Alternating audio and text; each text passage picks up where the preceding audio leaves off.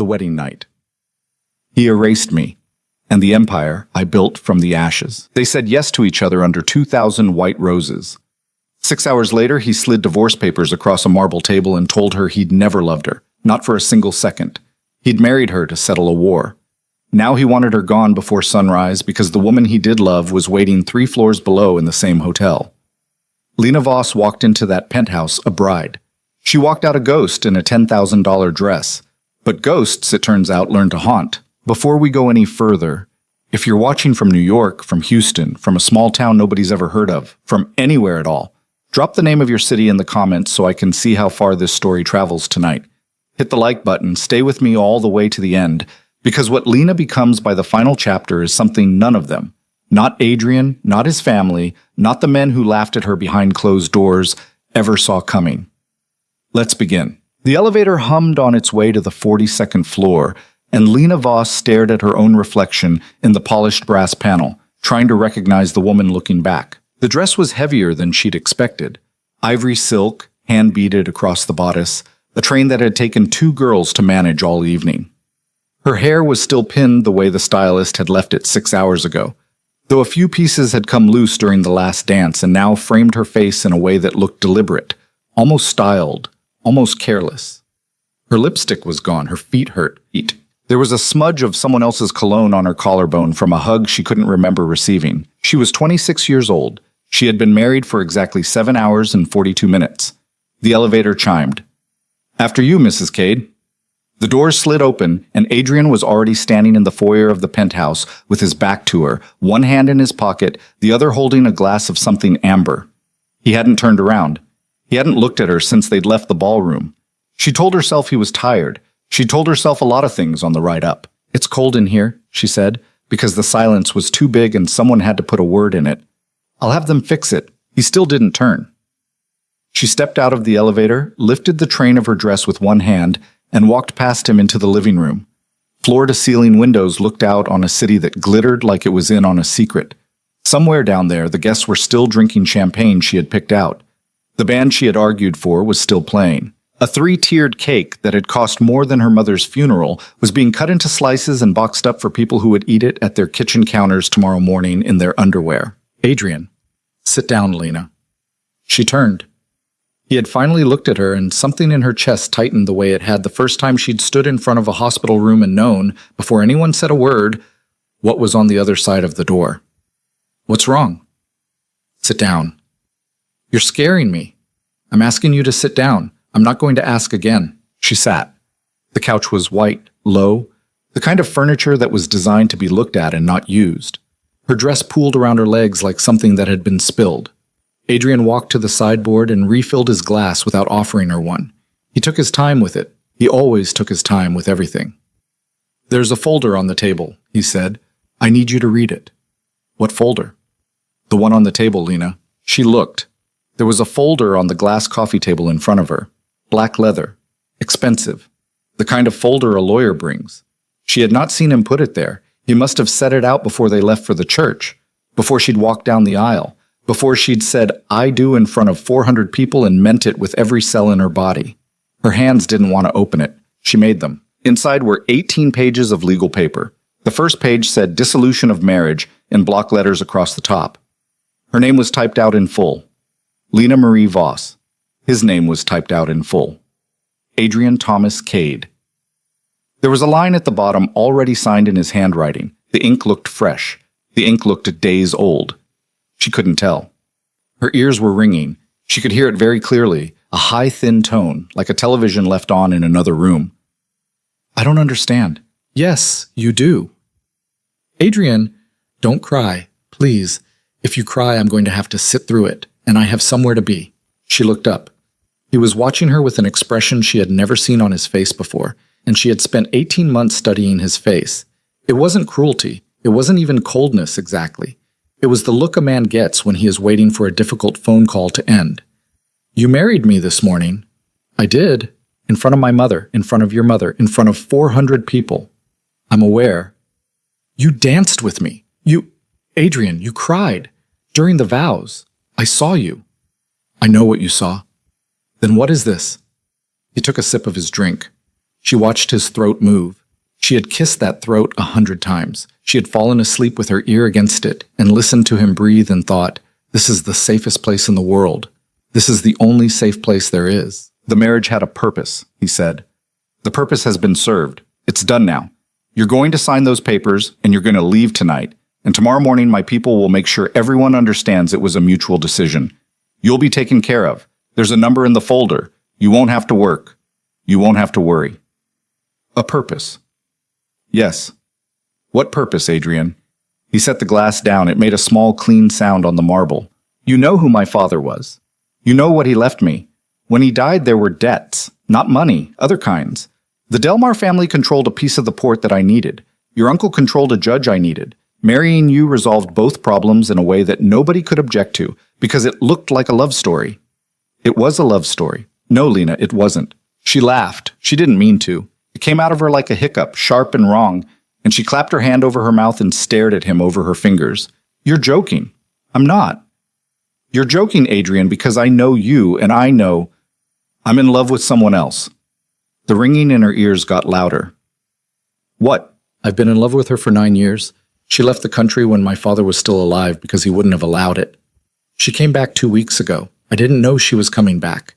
If I had known, I wouldn't have gone through with today. I owe you that honesty, at least. You owe me. Her name is Sienna. She's downstairs in a suite on the 39th floor. She's been there since 5 this afternoon. Lena's throat did something she couldn't control. A small, wet sound came out of it. She looked down at her lap, at the dress, at the beading she had picked out in a shop in Milan with her mother holding her hand and weeping because her father hadn't lived to see this day. And oh God, her father. Her father had walked her down the aisle in a photograph she'd had printed and framed and set on a chair in the front row, and Adrian had touched the frame before the ceremony. He had touched it. He had said he would have been proud of you. He had, you monster. I'm not a monster. I'm a man who made a choice. 2 choices, actually. The first one was to marry you. That was a mistake. The second one is to be honest with you about it before we're a week in, and this becomes something we can't clean up. A week? I'm trying to be decent about this, Lena. You're trying to be decent. She was standing now. She didn't remember standing. The folder was in her hand and she was looking at it like she had never seen paper before. Like the concept of a document was brand new to her. You stood in front of a priest. Yes. You put this ring on my finger. Yes. You told my mother you would take care of me. You told her that, Adrian, at the rehearsal dinner, in front of my aunt. You put your hand on her shoulder and you said, I'll take care of her, Mrs. Voss. I promise you I will take care of her. Do you remember saying that? I remember. And you meant none of it. I meant it in the way I could afford to mean it. What does that mean? He didn't answer. He picked up the glass again and walked to the window and looked out at the city, and she stood there in her wedding dress in the middle of a room she was never going to sleep in, holding 18 pages of paper that were going to end her life as she had understood it up to that point. Adrian? Yes. Look at me. He turned. Did you ever love me, even a little, even for an afternoon? He was quiet for a long time. She would think about that quiet later, on nights when she couldn't sleep, on mornings when she caught her own reflection in a window and didn't know what she was looking at. She would turn that quiet over in her hands for years. She would decide eventually that it was the closest thing to an honest answer she ever got from him. I liked you, he said. I thought you were very smart and very beautiful, and I thought you would be good for the family. I was fond of you. I still am. Fond. That's the word, yes. You were fond of me. Lena. Say it again. Say it to my face. Say it where I can see your mouth. I'm not going to say it. The word came out of her so loud it shocked both of them. He flinched, just a little, just at the edge of his eye. She caught it and stored it. Later she would wonder if that was the first moment, that flinch, the first seed of what was to come. Something in him had given a half inch, and something in her had measured it. I was fond of you, he said. I'm sorry. She looked down at the folder. The ring on her finger caught the light. It had belonged to his grandmother. 3 carats, emerald cut, set in platinum. He had told her the story of it on their 3rd date. She had cried then, too, because she had thought it was a story about how love outlasted the people who held it. She slid the ring off her finger. She didn't hand it to him. She set it on top of the folder very carefully, the way you set down something breakable. I want my things. They're being delivered to the apartment in the morning. What apartment? The one in the East building. It's been arranged. You'll be comfortable there. My lawyer will call you on Monday. I don't want an apartment of yours, Adrian. It's not mine anymore. The deed is in your name. It was going to be a wedding present. Take it. I'd rather you took it. I don't want anything that came from you. Then you'll be on the street by Tuesday, and I'm not going to let that happen because I'm not a monster, whatever you think of me tonight. Don't tell me what you are. She walked past him. She did not look at him. She got to the elevator and pressed the button, and it opened instantly. Because of course it did. Because he had called it while she was still standing there trying to understand her own marriage, and she stepped in and turned around. And there he was, her husband of 7 hours and 48 minutes, standing in the middle of the white room with his drink in his hand and a face she could not read. Adrian. Yes. I hope she's worth it. He said nothing. I hope you look at her one day and you know exactly what you traded for her, and I hope it ruins you. The doors closed. She made it to the lobby before she broke. She made it all the way through the revolving door and onto the sidewalk and 15 steps down the block before her legs stopped working and she sat down on a low concrete planter outside a closed flower shop, and she cried in a way she had not known a person could cry. The kind of crying that is not a performance and not a release. The kind that is just a body getting rid of something it cannot hold. A cab stopped. The driver was an older man in a Mets cap. He rolled down the window and looked at her, the dress, the face, the no coat in November. Ma'am, I don't have any money. Ma'am, where do you need to go? I don't know. Okay, he said. Get in. We'll figure it out. She got in. She didn't know why she got in. She told him an address, the address from the folder, from a slip of paper Adrian had tucked inside with the deed. And the driver nodded like it was the most ordinary thing in the world and pulled into traffic. And she pressed her forehead against the cold window and watched the city go by. And somewhere on the FDR, she realized she had left the ring on the folder on the table, and she did not care. She would never care. She hoped it sat there until the penthouse burned down. The apartment was in a pre-war building on the east side, quiet street, a doorman who did not ask questions and did not make eye contact. She would learn later that he had been told not to. She would learn later that everyone in that building had been told not to.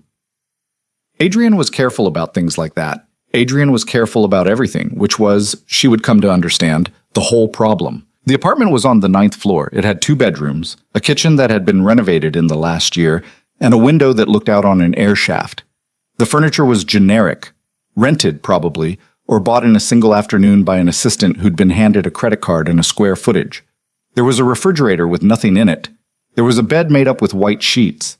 There was a closet full of her clothes, which meant someone had been in her old apartment, which meant someone had packed her things while she was saying her vows, which meant the decision had been made before the ceremony, had been made days ago, maybe weeks, maybe from the beginning. She sat on the floor of the living room in her wedding dress and did not move for a long time.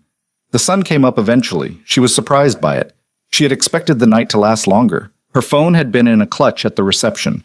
Someone had put the clutch in the closet. She found it, turned the phone on, and watched it light up like a slot machine.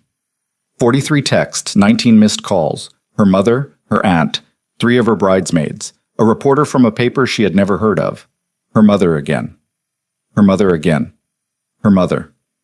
She called her mother. Lena, Lena, where are you? Where are you? I've been calling since 6. Your aunt says she saw Adrian in the lobby with a woman, and I told her she was imagining things, but she swears, Lena. She swears. Mom. And then I called Adrian's mother, and she wouldn't come to the phone, Lena. She wouldn't come to the phone. What is happening? Mom, stop. Her mother stopped. Lena closed her eyes. She could see her mother in the kitchen on Long Island, in her robe, holding the phone with both hands, the way she always did when she was scared. She could see her mother's hands, the veins on the backs of them, the small brown spots her mother hated, and Lena had always secretly loved. He ended it. What? He ended the marriage. Last night. In the penthouse. He had papers ready. He had an apartment ready. He's in love with someone else, Mom. He's been in love with someone else the whole time. Her mother did not say anything for a long moment, and then her mother made a sound Lena had heard exactly twice in her life. Once when the doctor had come out of the emergency room to tell them about her father, and once when her grandmother had fallen down the basement stairs, and Lena squeezed the phone until her knuckles ached and said, Mom, don't do that. Please don't do that. I told you. Mom, I told you, Lena. I said that family. I know. I said it. I said, I know you did. You were right. Oh, sweetheart. I'm okay. You are not okay. I'm okay. I'm going to be okay. I need a minute. I need to not talk to anyone. I need to think. Can you do that for me? Can you just tell everyone I'm fine? Tell them we had a fight. Tell them anything. Just give me a week. Lena. Please, Mom. Where are you? Somewhere safe. Is it his? Yes. Come home. I can't come home, Mom. Not yet. If I come home tonight, the whole neighborhood will be on the porch by tomorrow. Her mother was crying. Lena could hear it. She could see it. She pressed her forehead against the cold wall of the apartment and closed her eyes and said, Mom, I love you. I'm going to call you in 2 days. I'm going to be fine. I promise you, I'm going to be fine. She wasn't sure if it was true. It didn't feel true. It felt like something you said because the person on the other end of the phone needed you to say it. She hung up and she sat on the floor, and she did not move again for a very long time. She took the dress off that afternoon. She had to cut one of the laces in the back because she couldn't reach it, and there was no one to ask. She used a kitchen knife. She held the blade carefully between 2 fingers, and she sawed at the silk ribbon until it gave, and then she stepped out of the dress and left it in a pile on the bathroom floor, like a dead thing. She showered for a long time. The water ran hot and then cold and then hot again. She washed her face twice. She washed her hair. She stood under the spray with her eyes closed and tried to remember what her voice sounded like when she laughed, and she couldn't. That frightened her more than anything that had happened in the penthouse. She got out. She put on jeans and a sweatshirt from the closet. Someone had actually packed her favorite sweatshirt, the gray one with the hole in the cuff, which meant someone had been in her drawers, and she stood in the middle of the bedroom holding the cuff and shaking for a full minute before she could put the sweatshirt on. She made herself eat a slice of bread she found in the kitchen. There was no butter. She ate it dry. She drank a glass of water. She threw up the bread and the water in the kitchen sink, rinsed the sink, and made herself eat another slice. This, she would learn, was how a person survived the first week.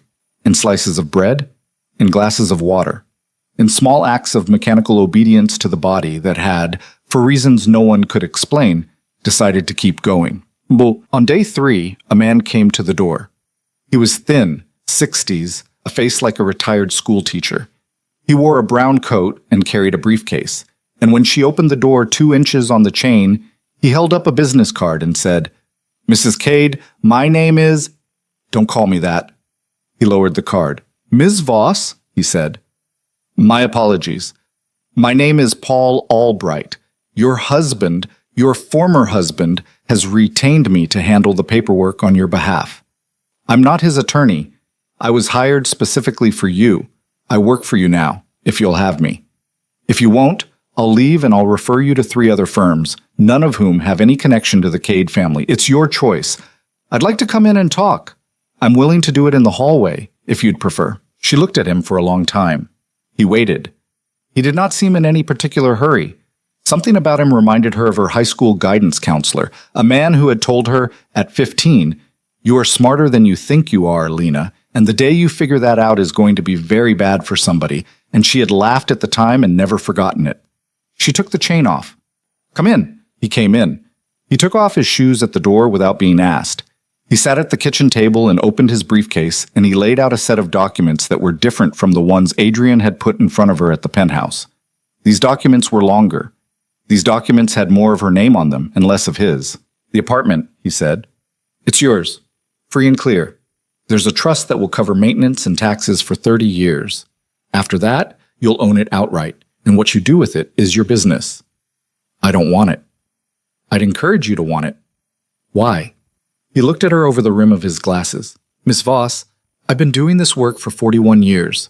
I have watched a great many women in your position refuse what was offered to them because they felt it was tainted. Every single one of them has regretted it within 18 months. The people who did the tainting don't suffer from your refusal. You do. Take the apartment. It isn't a gift. It's a settlement, and you earned it the hard way. She looked at the papers. Her hands were shaking. She pressed them flat on the table so he wouldn't see. What else? A sum of money. Substantial. I won't insult you by naming a figure out loud. It's on page 6. You have until the end of the year to decide whether to accept it. If you don't accept it, it goes back into the estate. If you do, it's untouchable. No conditions. No non-disclosure. You can go on television tomorrow and tell anyone you like about everything that happened this weekend, and the money stays in your account. That's not possible. It is. I drafted it myself. I wouldn't represent you otherwise. Why did he agree to that? He didn't want to. I insisted. He needed me to sign off on it for reasons that don't matter to this conversation. He signed what I put in front of him. She stared at him. The man did not look away. He had very pale blue eyes, the kind that looked like they had seen a lot of things and stopped being surprised by any of them sometime in the 1990s. Why are you doing this? Because I was hired to. That's not the whole answer. No, he said. It isn't. He closed the briefcase halfway, and then he opened it again, and then he looked at his own hands on the table for a moment and said, more quietly, "My daughter was married to a man like him, a long time ago. It didn't end the way this is ending. I think about her every day. I take on cases I shouldn't take on because of her. If that's an unsatisfying answer, I apologize." She did not know what to say to that. She said nothing. He closed the briefcase the rest of the way. "Read the documents, Ms. Voss. Call me Monday. My personal cell is on the back of the card. Don't sign anything tonight.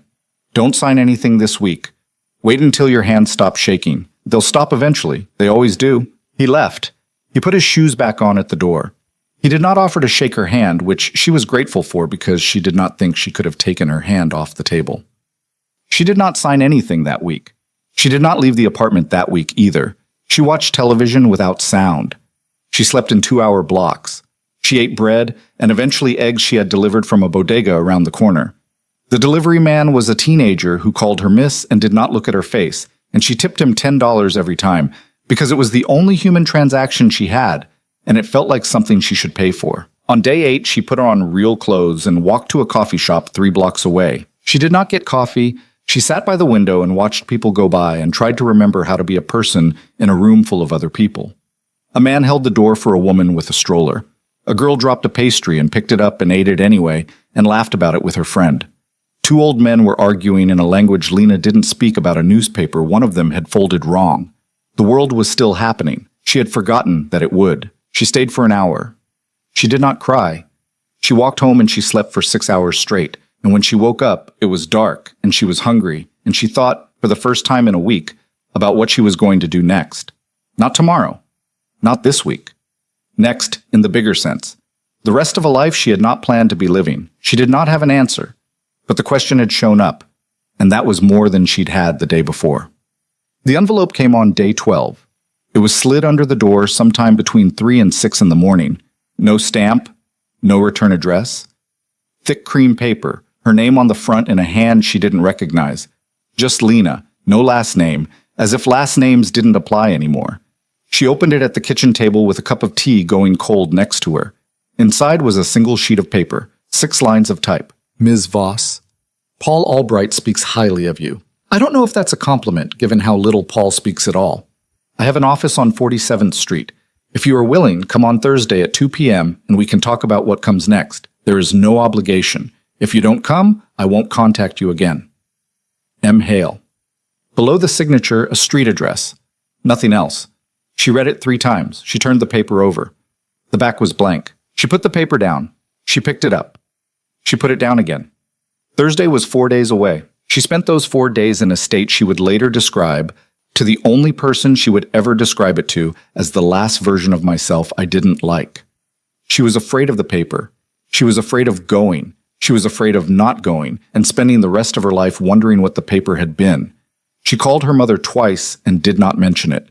She called Paul Albright once, from the hallway of the building, and asked him, without preamble, who is M. Hale, and Paul Albright was quiet for a long time, and then he said, "A decent man, as far as I can tell," which in my line of work is the highest grade I issue. Go if you want to, don't go if you don't.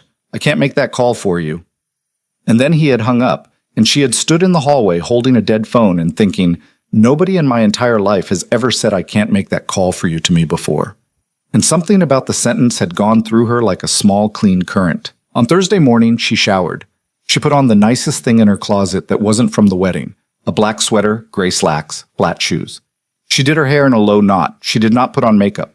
She looked in the mirror and she saw, for the first time in 12 days, a woman she almost recognized, which was not the same as recognizing her, but it was closer than she had been. She took a cab to 47th Street. The address was a narrow building between a jeweler and a shuttered restaurant. There was no sign on the door. She checked the number twice. She rang the buzzer. A voice she didn't know said, "Third floor, Ms. Voss, take the stairs, the elevator sticks." She took the stairs. Her legs shook on the second landing. She made them stop shaking on the third.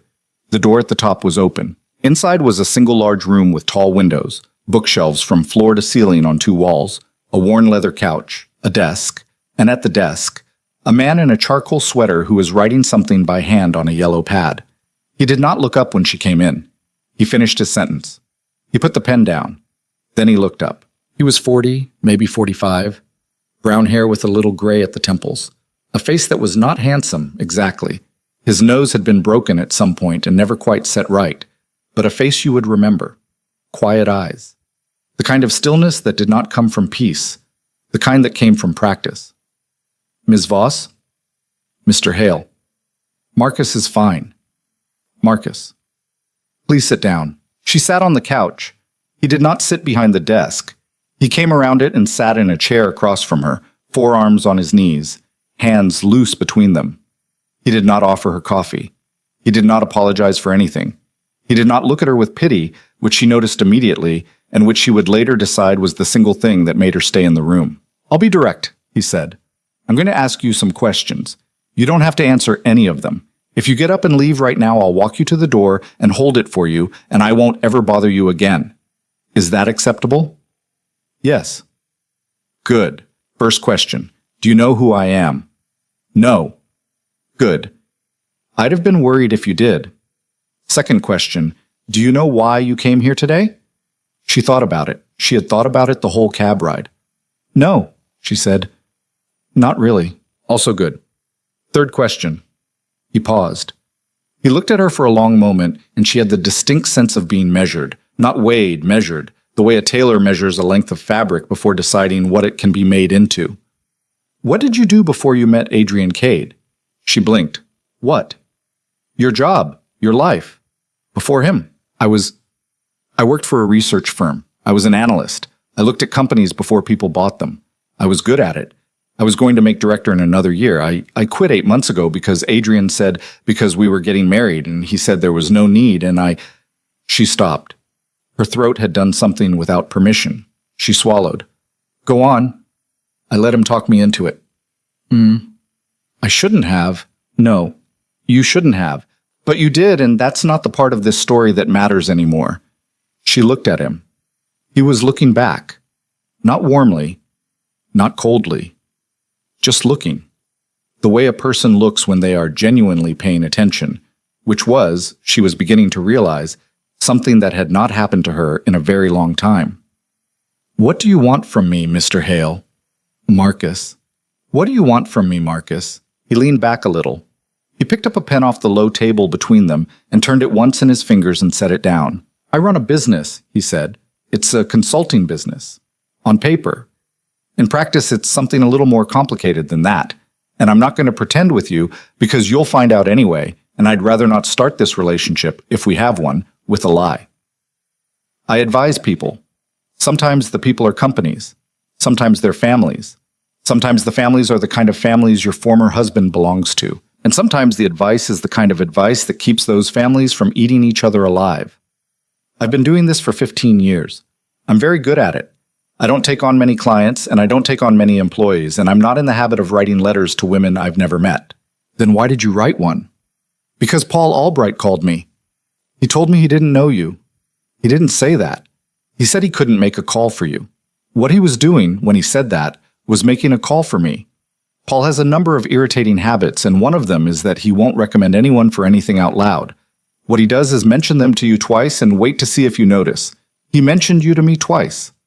"Why?" "That," Marcus said, "is an excellent question, and the honest answer is that I don't know yet. But I trust Paul, and I trust my own reading of a room. And I have been in this room with you for about 5 minutes, and in 5 minutes I have watched you stop your hands from shaking twice, straighten your back once, and ask me 2 sharp questions instead of falling apart. which is what 90% of the people who walk through that door do in the first 5 minutes, whether they're widows or CEOs or men who have just been arrested. That means one of two things. Either you are in shock and you will break down in the cab on the way home, which happens and is nothing to be ashamed of, or you're a person who functions under pressure and you have spent the last 12 days discovering that about yourself for the first time. I'd like to know which one it is. I'm willing to give you a few weeks to find out. She stared at him. You're offering me a job. I'm offering you a conversation, several conversations. At the end of them, if we both think it makes sense, I will offer you a job. Not a glamorous job. You will do research. You will read documents. You will tell me what you see in them that I don't. You will be paid well, because I pay everyone well, and because you will earn it. You will not work for Adrian Cade, directly or indirectly. You will not be asked to do anything that puts you in a room with him. That's a promise. I put it in writing when you sign, if we get there. Why would you promise that? Because I understand what happened to you, and because I have no interest in being a stepping stone between the worst night of your life and the next worst night of your life. If you come to work for me, you come to work. You don't come to be rescued. I'm not in the rescuing business. I'm in the observing business. What I observe is that you have a mind that someone bothered to train, and that mind has been sitting in a rented apartment for 12 days eating bread and watching the ceiling. And that's a waste. I hate waste. She didn't say anything. She wasn't sure she could. You don't have to decide today, he said. You don't have to decide this week. Take my card. Think about it. Call me when you've thought about it. If you never call, I wish you well, and I mean that. He reached into his breast pocket and held out a card between two fingers. She took it. There was a number on it. Nothing else. No name. No company. Just a phone number in the same hand as the letter. Marcus. Yes. Why do you hate waste? He looked at her for a long moment. Something in his face did a thing she couldn't name, a tiny adjustment, the kind of thing you'd miss if you weren't watching for it. She was watching for it. She had learned to watch for it in the last 12 days, the way a person whose house has been robbed learns to watch every door. Because I was raised by people who threw things away, he said, and I have spent my entire adult life picking up what they threw. He stood up. She stood up. Ms. Voss. Lena is fine. Lena, go home. Eat something with protein. Sleep if you can.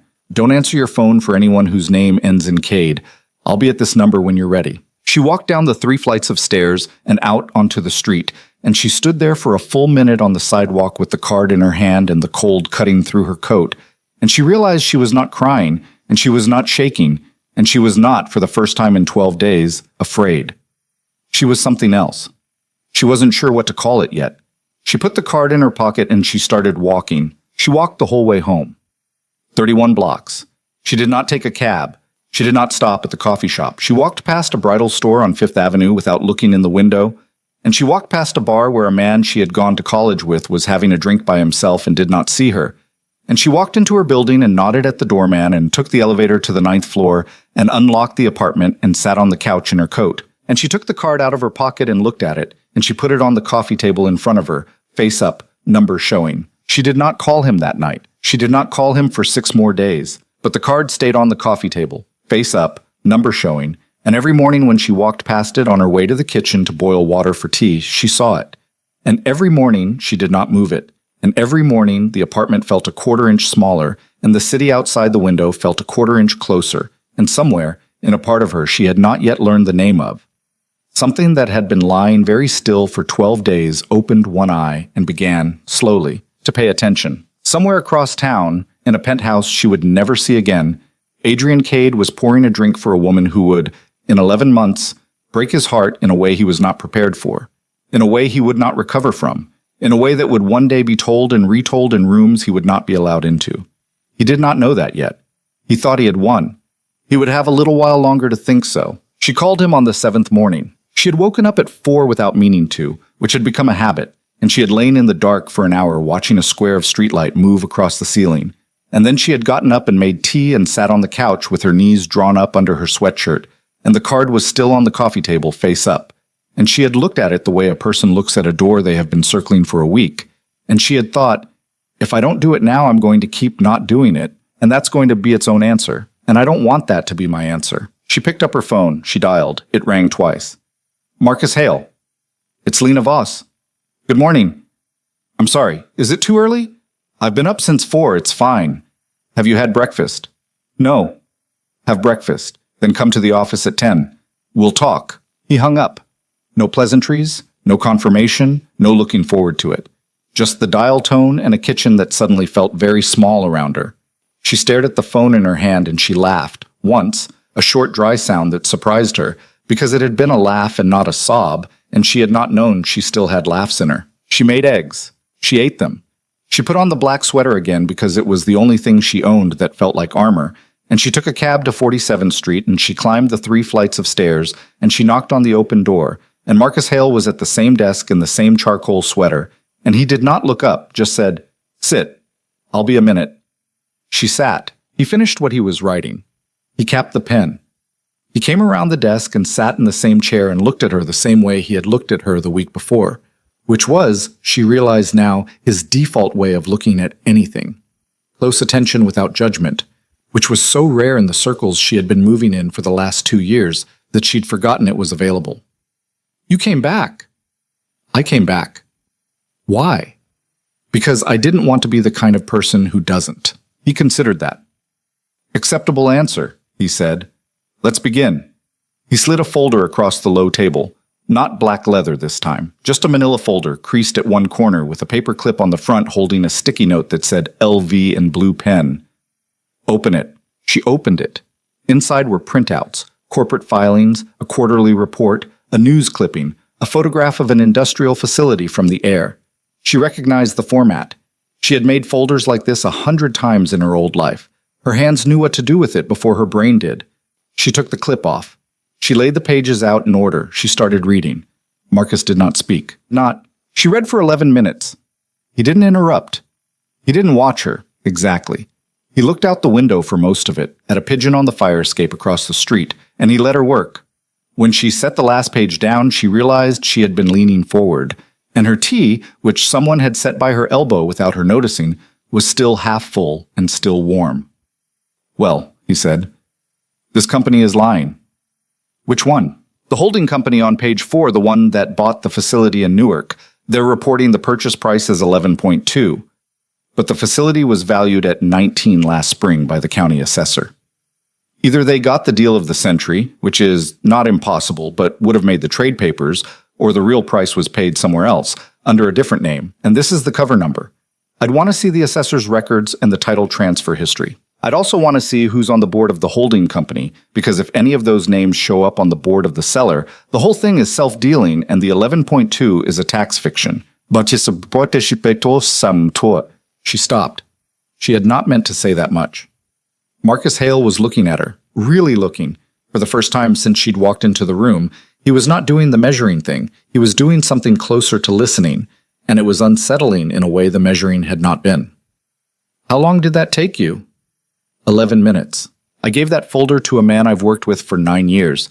He came back in 2 days with a 30-page memo that said the same thing you just said, badly. "Oh, you start Monday." That's it. Paperwork's with Paul. Salary's on page 2. If you want to negotiate it with Paul. If you want to negotiate hours or title or anything else, negotiate those with me. I'd recommend you negotiate the salary. Paul likes when people do. Lena? Yes. You don't have to say yes today. You can take the folder home and read everything twice and call me on Sunday. I'm saying yes. Then we're done here. Go home. Don't tell anyone. Not your mother, not Paul, not anybody. Not because there's anything secret about it, but because for the next 6 weeks you're going to want one thing in your life that nobody has an opinion about yet. Trust me on that. Go. She stood. Her legs didn't shake. That surprised her. She was at the door when he spoke again. "Lena." She turned. "You're going to be very good at this." "How do you know?" "Because you read those documents like you were hungry. People who are hungry are very good at this. People who aren't. It's the only rule I've ever found that holds." She nodded. She went down the 3 flights of stairs. She did not take a cab. She walked 40 blocks home in the cold with her hands in her pockets. And somewhere around 34th Street, she realized her jaw had unclenched for the first time in 2 weeks. And somewhere around 20th Street, she realized she was smiling, not at anything in particular, just smiling at the sidewalk in front of her. And she thought, God help me, I'm going to be all right. The work When it began, was not glamorous. He had warned her it wouldn't be. He had not warned her how much she would love it. Marcus's office had 4 people in it, not counting Marcus. There was a woman named Denise who ran the front desk and the calendar, and Lena understood within a week most of the functional decisions of the firm, though her title was assistant. There was a man named Ray, who was 62 and had been a federal prosecutor for 30 years before his heart attack, and now sat in a back office reading the financial press and muttering. There was a younger man named Teo, mid-30s, quiet, who did something with databases that Lena did not fully understand, and who brought her coffee on her 3rd day without asking whether she took it black and was correct about the fact that she did. And there was Lena. On her first Monday, Marcus gave her a pile of annual reports and said, "Find me 3 things in here nobody wants me to find." She found 4 by Friday. On her second Monday, he gave her a deposition transcript and said, "Find me the lie." She found 2. On her 3rd Monday, he gave her nothing at all and said, "What do you want to look at?" She asked for the last 6 months of filings from a shipping concern that operated out of 3 ports she had not heard of before she started working for him, and he raised one eyebrow at her, just a 1/4 inch, and said, "Interesting choice," and left her alone with it for 9 days. At the end of the 9 days, she walked into his office and put a single sheet of paper on his desk. "They're moving money through a company that doesn't exist." "Show me." She showed him. He read it twice. He set it down. He looked at her for a long moment, and then he stood up and walked to the door and said, "Denise, call Ray in here, and Teo, and close the door behind you, please." That was the first meeting. There would be many. She had been at the firm for 5 weeks before anyone called her by her last name. She had been there for 7 before she realized, with a small cold shock one evening at her desk, that she had not thought about Adrian Cade in 3 full days. She put her pen down. She sat for a long moment in the quiet of the emptying office. Then she picked the pen up and kept working, because the alternative was to sit with the realization, and she was not yet ready to do that. She had lunch with her mother on the Saturday of the 8th week. They met at a diner on Long Island, the kind of place with a laminated menu and a waitress who called everyone Hon, and Lena's mother hugged her for a long time in the parking lot and then held her at arm's length and looked her up and down and said, "You lost weight." "I know." "Are you eating?" "I'm eating, Mom." "You're working." "I'm working." "I don't want to know where." "You don't want to know where. If it's clean, I don't need the details. If it's not clean, lie to me now, and we can go eat." "It's clean, Mom." Her mother looked at her for a long moment. Her mother had gray eyes that did not miss much, and had never missed much, and had been the first to know when Lena's father was sick, even though nobody had told her yet. Her mother looked at her now the way she had looked at Lena when Lena was 16 and had tried to sneak back into the house at 2 in the morning, and said, "You're different." "Am I? You're quieter. You used to talk too much. You used to fill the room. You don't fill the room anymore. You sit in it. Is that bad?" "It's not bad. It's just different. I don't know if I did this or he did this, but somebody did it, and I want you to know I see it." "He didn't do it, Mom." "Lena, he broke something. Somebody else fixed it. That's a different thing." Her mother did not press. Her mother was very good at not pressing, which Lena had not appreciated when she was younger and appreciated enormously now. They went inside and ate pancakes, and Lena paid the check, and her mother pretended to be outraged about it, and then they sat in her mother's car in the parking lot for another hour and talked about nothing. The neighbors, a cousin's baby, a show her mother was watching. When Lena got out of the car, her mother rolled down the window and said, "Sweetheart." "Yeah. Whoever he is, the man who's paying you, tell him I said thank you. He's not, I don't care what he is or isn't. Tell him." "Okay, Mom." She walked to the train with her hands in her coat pockets, and she did not cry, and she did not feel anything in particular except the dull, low hum that had been her baseline for 3 months now, which was, she was starting to understand, not grief exactly, but the sound grief makes when it is walking away from you. She did not tell Marcus what her mother had said. She filed it. She had started filing things in the last few weeks in a way she had not done before. There was a part of her mind that had come online and was taking notes on him, on the office, on the rhythms of his voice, on the way he never answered a question the first time you asked it, on the way Denise brought him tea at exactly 10:15 every morning, and he never thanked her out loud, but always, without fail, left a small paper-wrapped chocolate on her desk on Friday afternoons. On the fact that he worked 14-hour days but never called anyone after 7 p.m. On the fact that there was a photograph in his desk drawer, She had seen it once when he'd asked her to find a file of a woman holding a child, neither of whom he had ever mentioned, and the photograph had a small tear along one edge that had been taped back together, and the tape was old. She did not ask. She filed. At week 11, he called her into his office and said, "I'm sending you to Philadelphia for 2 days. You'll go with Ray. You'll sit in on meetings. You won't say anything. You'll watch people.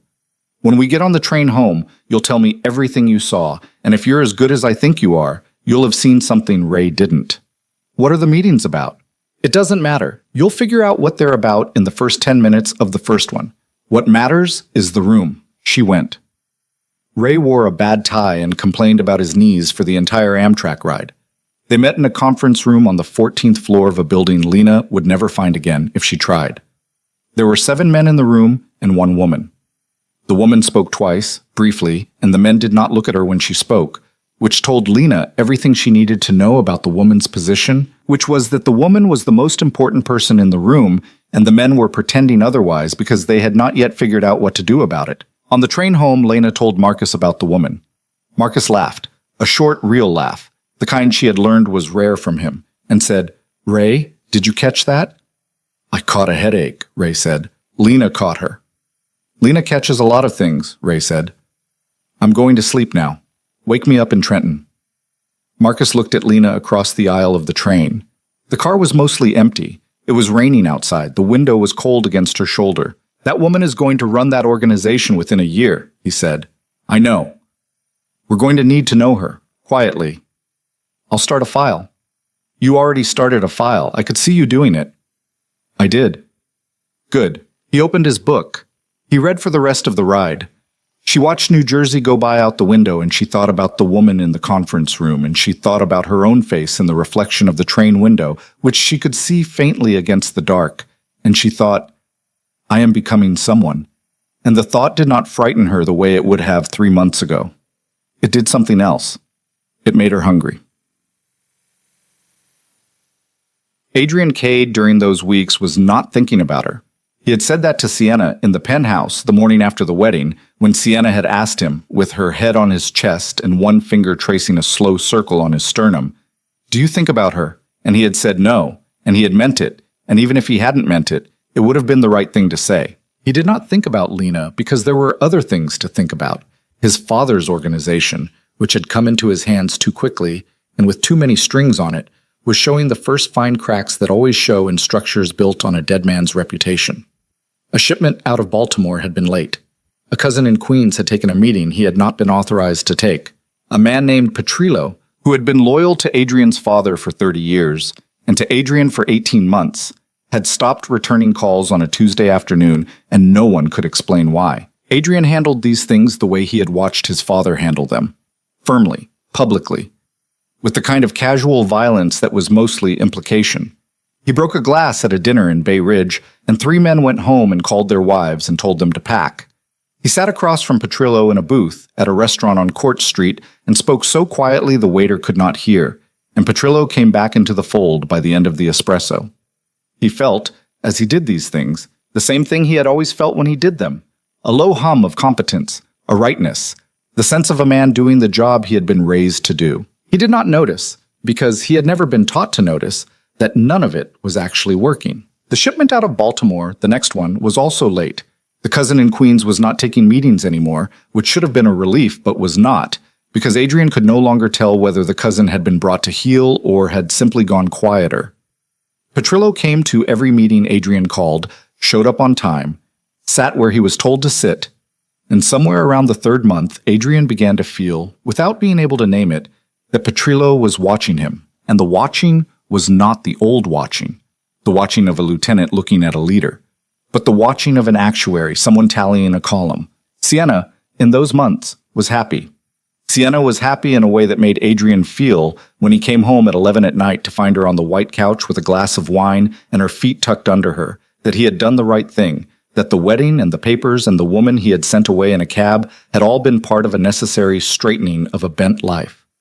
Sienna laughed at his jokes. Sienna did not ask him about his day. Sienna, when he came home angry, did not ask him why he was angry, but took his coat and poured him a drink and sat in his lap and kissed the side of his neck until he forgot what he had been angry about. which he mistook at the time for a kind of love, and would later understand very clearly as something else. He did not understand then how much of what he had believed about himself had been scaffolding built by other people. His father had built some of it. His mother had built some. His uncles, his cousins, the men who had worked for his father and then for him, the priest at the parish on Henry Street who had baptized him and confirmed him and then eventually stopped returning his mother's calls for reasons Adrian never asked about. All of them had, over 35 years, built a thing called Adrian Cade, and Adrian Cade had walked around inside it his whole life without ever quite understanding that it was a structure and not a person. Lena had been one of the beams. He had not known that either. She had been, for the 18 months of their engagement, the thing that held a particular part of the ceiling up, and when he had pulled her out in a penthouse at 4 a.m. with a folder and a glass of scotch, he had not felt the ceiling sag, because ceilings do not sag immediately. They sag over months. They sag while you are at dinner, while you are in bed with a woman who laughs at your jokes, while you are sitting across from a man named Petrillo in a booth on Court Street, and by the time you notice, it is no longer a question of whether the ceiling will come down. It is only a question of which room you will be in when it does. Adrian in those months was in several rooms. He had not yet noticed any of them, but some. Lena saw him once, in the 6th month. It was at a benefit at a museum on the Upper East Side. Marcus had told her to come. Wear something black. Don't talk to anyone. Stand near me or near Denise. Don't drink the champagne. And she had come, and she had worn a black dress she had bought for herself with money she had earned. And she had stood near Denise for most of the evening, and she had been talking to a curator about a painting she did not particularly like when she had turned her head and seen him across the room. He had not seen her yet. He was at the bar with a woman on his arm.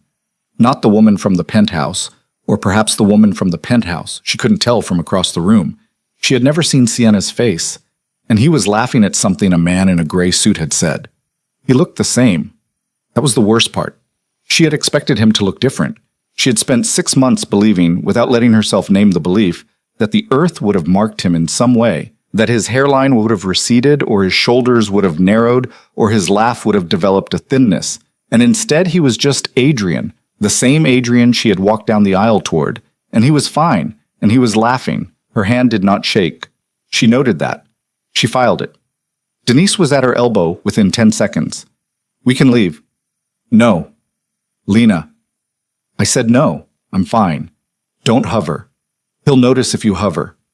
Denise, who had been doing this work in one form or another for 22 years, stepped back a half step and turned her body 3 degrees to the left and became, through some trick Lena had not yet learned, no longer visibly attached to Lena at all. Lena admired it. She filed it. Marcus appeared on her other side. Do you want to leave? No. Do you want me to put a hand on your back? No. Do you want him to see you? She thought about that. She thought about it for a long moment. Across the room, Adrian turned his head to say something to the woman on his arm, and the light caught his jaw the way it had caught his jaw on the night of the wedding, and Lena felt, in her chest, something small and mean and old move and settle. Yes, she said. I want him to see me. But I don't want to cross the room. I want him to cross the room. He won't cross the room. He will if I don't look at him. Marcus looked at her, really looked. And he said, very quietly, You are a dangerous young woman, Lena Voss. I'm learning. Keep learning. He stepped away. She stayed where she was. She turned back to the curator, who had not noticed any of it, and she asked a question about the painting she did not care about the answer to, and she laughed at the curator's joke, which was not funny, and she stood with her back 3/4 to the bar, and she waited. It took 4 minutes. She felt him before she heard him. That was not imagination. She had learned in 6 months of watching rooms that you could feel a person approach from behind you if you had spent enough time in a room with them before, that some animal part of the brain recognized a gait and a breathing pattern and a wait. And Adrian's gait had been the gait she had walked next to for 18 months, and her body knew it before her mind did. Lena. She turned. She gave him exactly the face she had practiced in the bathroom mirror for 6 months without admitting to herself that she had been practicing. A mild, neutral, unsurprised face. The face of a person who has bumped into an old acquaintance at a dry cleaner's. Adrian, you look well. Thank you. I didn't know you'd be here. I didn't either, until yesterday. Who are you here with? Friends. He looked past her shoulder. She did not turn. She knew Marcus and Denise had, at some coordinated moment she had not seen, disappeared into the crowd. Adrian could look all he wanted. He would find no one. Lena! Adrian? I've wanted to call you. No, you haven't. I have. No, you haven't. And that's fine. You didn't owe me a call. I did, actually. We can agree to disagree. He was looking at her now with an expression she did not recognize. It was not quite the look he had given her in the penthouse. It was not the look he had given her during their engagement either. It was something in between, the look of a man who has just opened a drawer in his own house and found an object in it he does not remember putting there. Can I buy you a drink? No. Just one. There's a lot to... No, Adrian, I'm working. Working. Yes. At a benefit. Yes. Doing what? Working, she said, and she smiled a small dry smile that was not for him at all, and she watched him try to figure out whether she was lying, and she watched him fail. Lena, I have to get back to the person I was talking to. Wait. Adrian, let me go. He had not touched her. He had not moved to touch her. But the word let had come out of her without her choosing it, and she watched him hear it, and she watched his face do something she had waited 6 months to see. It was a very small thing. It was a tightening at the corner of his mouth, a half-second of a flinch, the same flinch she had seen in the penthouse when she had screamed at him to say it to her face. She had catalogued that flinch. She had paid attention to it. She had been waiting, without knowing she had been waiting, for the second one. Here it was. I'm glad you're well, he said. Thank you. Really?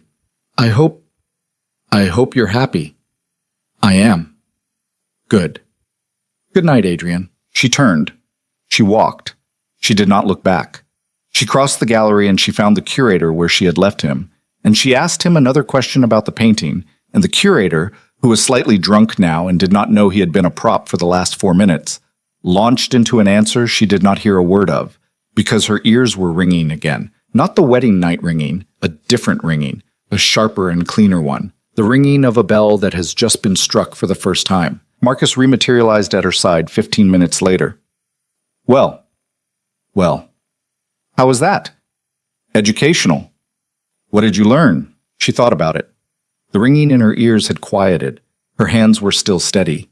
Across the room, out of the corner of her eye, she could see Adrian watching her. Not obviously, but watching. And she knew with a certainty she had not had an hour ago that he would be watching her for the rest of the evening and would go home and think about her and would wake up in the middle of the night at some point in the next week and think about her again. I learned that he still thinks he's the one in the room who gets to decide when a conversation is over. And I learned that he's wrong about that. And what are you going to do with that information, Ms. Voss? She looked at him. Marcus Hale, who had pulled her out of an apartment and handed her a folder and a pen 6 months ago. Marcus Hale, who had never once, in 6 months, touched her hand, or looked at her the way men looked at women they intended to look at, or said anything to her that was not about work, or about the world. Marcus Hale, who she had filed and filed and filed and still did not understand. I'm going to be patient, she said. Good answer. I'm going to let him make his own mistakes. I'm going to stay out of his way until he's made enough of them that nobody will defend him, and then I'm going to be in the room when he tries to defend himself. Better answer. I learned that from you. No, you didn't. You came in with that. I just let you use it. They stood there for another minute. The benefit wound down around them. Somewhere a quartet finished a piece and the room applauded and started to disperse. Adrian, across the gallery, said something to the woman on his arm and she laughed, too loud, the way a woman laughs when she has sensed a shift in the air and does not yet know what shifted. Lena. Yes. When we get back to the office on Monday, I'm going to put you on something bigger. Okay. I'm going to put you on the council. She turned her head and looked at him. The council? You know what I mean? I do. There are 9 people on it. None of them will like that there is a 10th. 7 of them will get over it inside a year. 2 of them will not. You'll know which 2 within the first meeting. You'll handle them. Handle how? That's up to you. That's the job.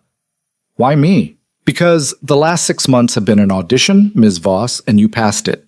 And because of the 9 people currently on that council, 3 of them were handpicked by Adrian's father, and 2 of those 3 are not going to be there much longer. And when they're gone, I want the replacement to be someone Adrian Cade will not expect. He'll expect me. He'll expect you to be angry. He'll expect you to want revenge. He'll expect you to do something theatrical. You're not going to do any of those things. You're going to sit in the chair and you're going to do the work. And by the time he understands what you are, he won't have a move left to make. That's not revenge. That's something else. I don't have a word for it. I have a word for it, she said. What? Consequence. He looked at her for a long moment. And then, for the first time in 6 months, Marcus Hale smiled at her. A real smile. Small, tired. Something that had not been used in a while and creaked a little when he brought it out. It did not last long. But she saw it, and she filed it, and she tucked it away next to the photograph in his desk drawer, and the chocolate he left on Denise's desk on Fridays, and the way he had said I was raised by people who threw things away, and she understood, in a way she had not understood before, that she was not being used. She was being built. She was being built by a man who had been raised in a house where things got thrown away, and who had decided, at some point in a life she did not know the shape of, to stop throwing things away, and to build instead. Consequence, he said. That'll do. They left the benefits separately, the way they always left things separately. Denise got a cab with Marcus. Lena got a cab by herself. The driver asked her where to, and she gave him the address of the apartment on the east side that she still thought of, sometimes, as Adrian's apartment, even though it had been in her name for 6 months, and even though she had, 3 weeks ago, finally taken down the generic art on the living room wall and replaced it with a single framed photograph of her mother and father on a beach in 1991. Her father laughing, her mother mid-sentence. The sky behind them, the kind of impossible orange that photographs only catch by accident. She had hung it herself. She had used a level. It was crooked anyway. She had left it crooked because she liked it crooked because the crookedness was the part of the wall that belonged to her. The cab pulled away from the curb. She looked out the back window as they turned onto Fifth Avenue, and she saw Adrian standing on the steps of the museum with the woman on his arm, saying something to a valet. He was not looking at her cab. He could not have seen her through the tinted glass even if he had been looking. But she looked at him for as long as the angle held, and she took a small, quiet inventory of what she felt. And what she felt was not hatred, which surprised her, and was not grief, which surprised her more, and was not love, which did not surprise her at all, because that had been gone for a long time, and she had made her peace with it in the apartment, in the weeks of bread and tea and silence. What she felt was a cool, clean thing, very small, very dense, which she could not have named 6 months ago, and which she could name now, because Marcus Hale had said the word, and the word had stuck. Consequence. The cab turned. The museum disappeared.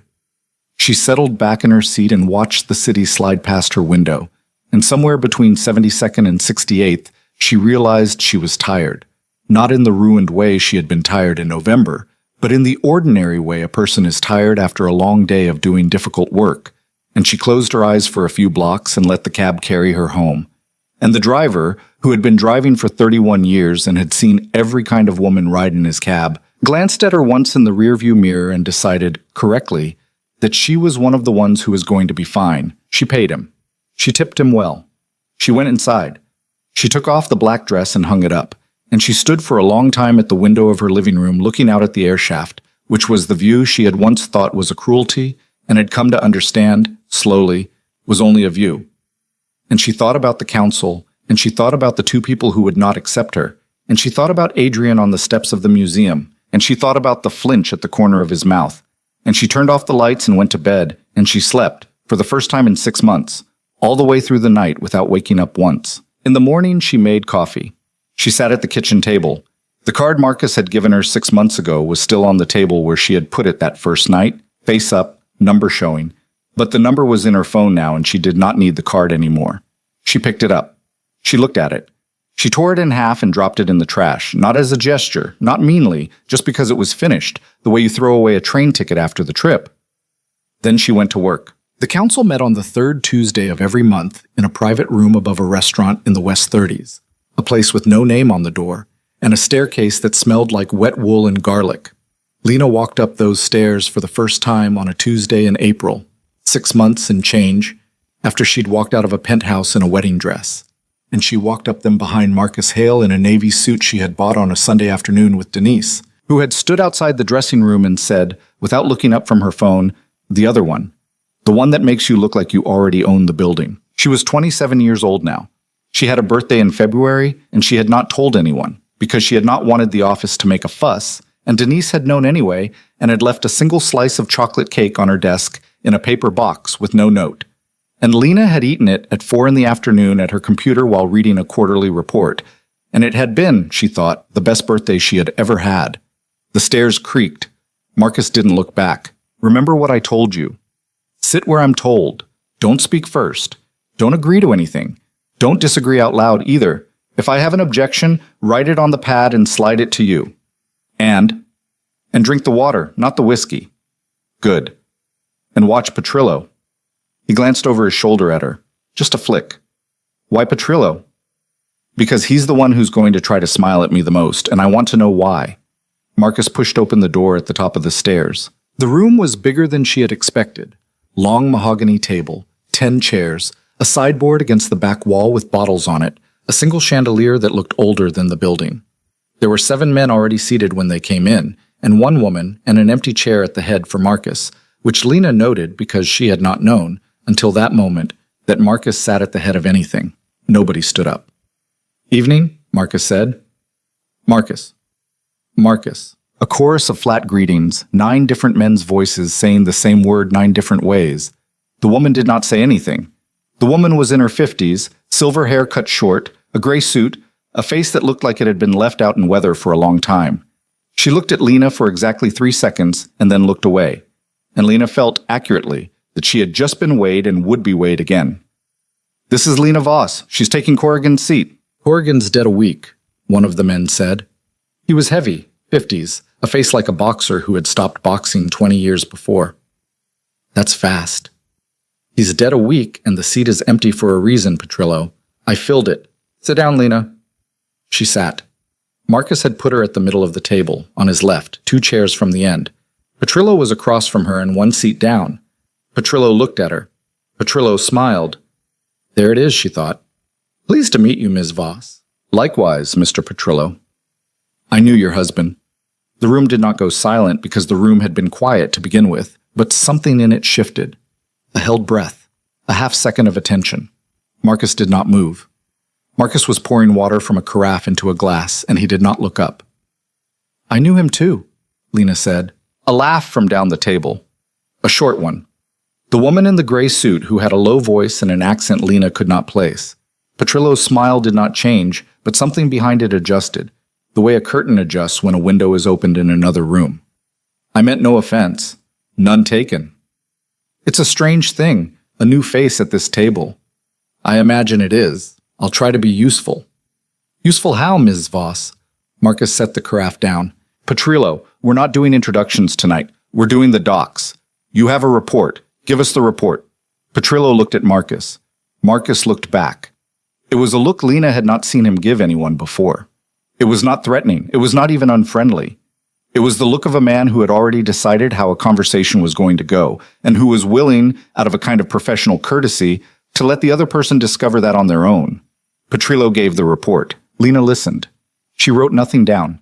She had learned in 6 months at the firm that people relaxed when you did not write things down, and relaxed people said more. Petrillo's report was about the Port Authority at Bayonne and about a permitting issue that had, in Petrillo's framing, been resolved, and in Lena's hearing, been handed off to someone Petrillo did not name. She noted the non-naming. She filed it. Petrillo went on for 11 minutes.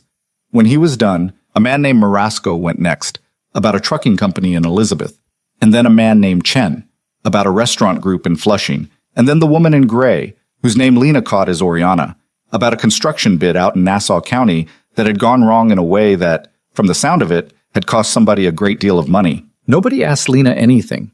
Nobody addressed her.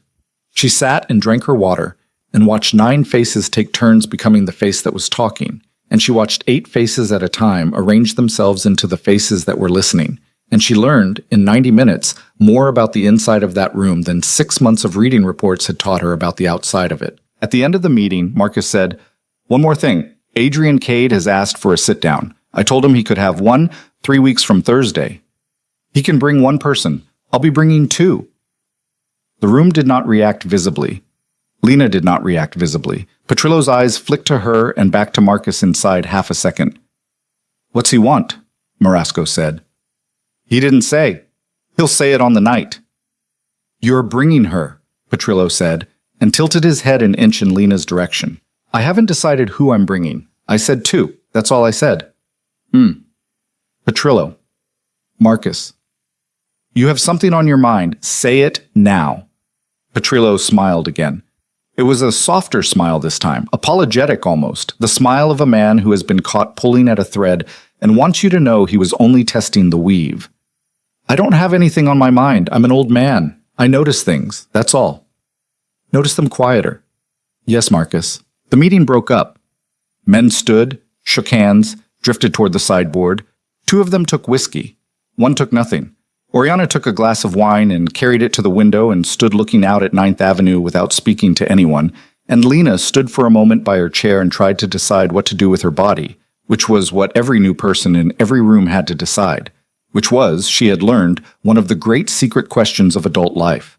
Marcus was at her elbow. Walk with me downstairs. Okay? Don't look at Petrillo on the way out. Look at Oriana. Nod to her. She'll nod back. That's the only goodbye you owe anyone in this room tonight. She did it. Oriana nodded back. Oriana's nod was slow and small, and it said, I see you. I'll see you again. We'll talk when I decide to. Lena filed it. They went down the stairs. On the sidewalk, Marcus turned up his collar against the wind and said, without looking at her, What did you get? Petrillo's been talking to Adrian, or to someone Adrian sent. How do you know? The way he tested me. He wasn't testing to see if I'd flinch. He was testing to see if I'd already been briefed. He wanted to know whether you told me that he'd been talking to Adrian. You didn't tell me. He saw that you didn't. He'll go home tonight and report that I'm not being briefed. Which he'll believe means what? Which he'll believe means I'm decoration. I'd like to let him keep believing that for a while. Marcus did not smile. Marcus, in public, on a sidewalk, never smiled. But she felt the small internal shift of him being pleased, the way she had learned to feel these things. And she did not look at him, because looking at him would have been the wrong move. And she had, in 6 months, gotten better at not making the wrong move in public. Let him, Marcus said. Anything else? Oriana knows he's been talking to Adrian too. She wasn't surprised when he tried me. She was watching to see how I'd handle it. Good. That tracks. Anything else? The bit in Nassau County that went wrong, Oriana said it cost somebody a lot of money, but she didn't say who. I'd like to know who. I'll have Teo pull the filings in the morning. I'll pull them tonight. I'm not tired. He did look at her then, briefly. The streetlight caught the side of his face, and she saw the tiredness in it that she had only seen twice before. In the office, late at night, when he thought no one was watching. Go home, he said. Pull them in the morning. Marcus. Go home, Lena. She went home. She did not pull the filings that night. She ate a bowl of soup she heated from a can, and she watched the ceiling for an hour, and she thought about Petrillo's smile. And somewhere around 1 a.m, she understood something that had been waiting at the edge of her mind all evening, which was that Petrillo had not been testing her.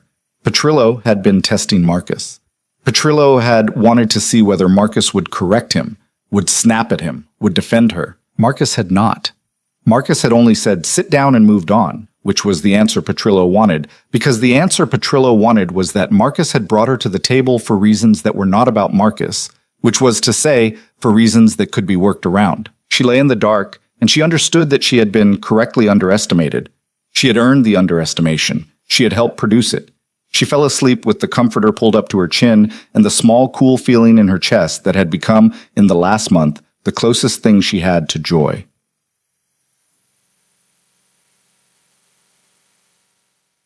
The sit-down was scheduled for a Thursday at 9 p.m.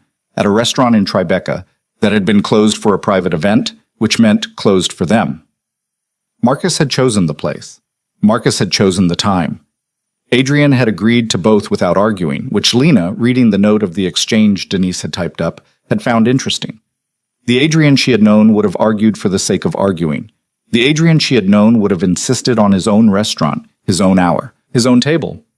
This Adrian had said yes on the first ask, which meant one of two things. Either he wanted the meeting badly enough to concede every small point, or he was being advised by someone who had told him to concede every small point. Lena thought it was the second. She thought the someone might be Petrillo. She did not say this to Marcus. She wrote it in her notebook and underlined it twice. On the day of the sit-down, she did not go into the office. Marcus had told her to stay home, to rest, to be ready. She walked to a coffee shop at 11 and sat for 2 hours with a book she did not read. She walked home. She ate a sandwich. She took a shower. At 7, she dressed, the navy suit again, a white blouse, low black heels, and she sat on the edge of her bed with her hands folded in her lap, and she rehearsed nothing because Marcus had told her not to rehearse, because Marcus had said, the version of you that shows up rehearsed is a version he'll recognize. And I don't want him to recognize any version of you tonight. The car came at 8:15. Denise was in the back seat. Denise was wearing a black dress and a pair of glasses Lena had never seen on her before.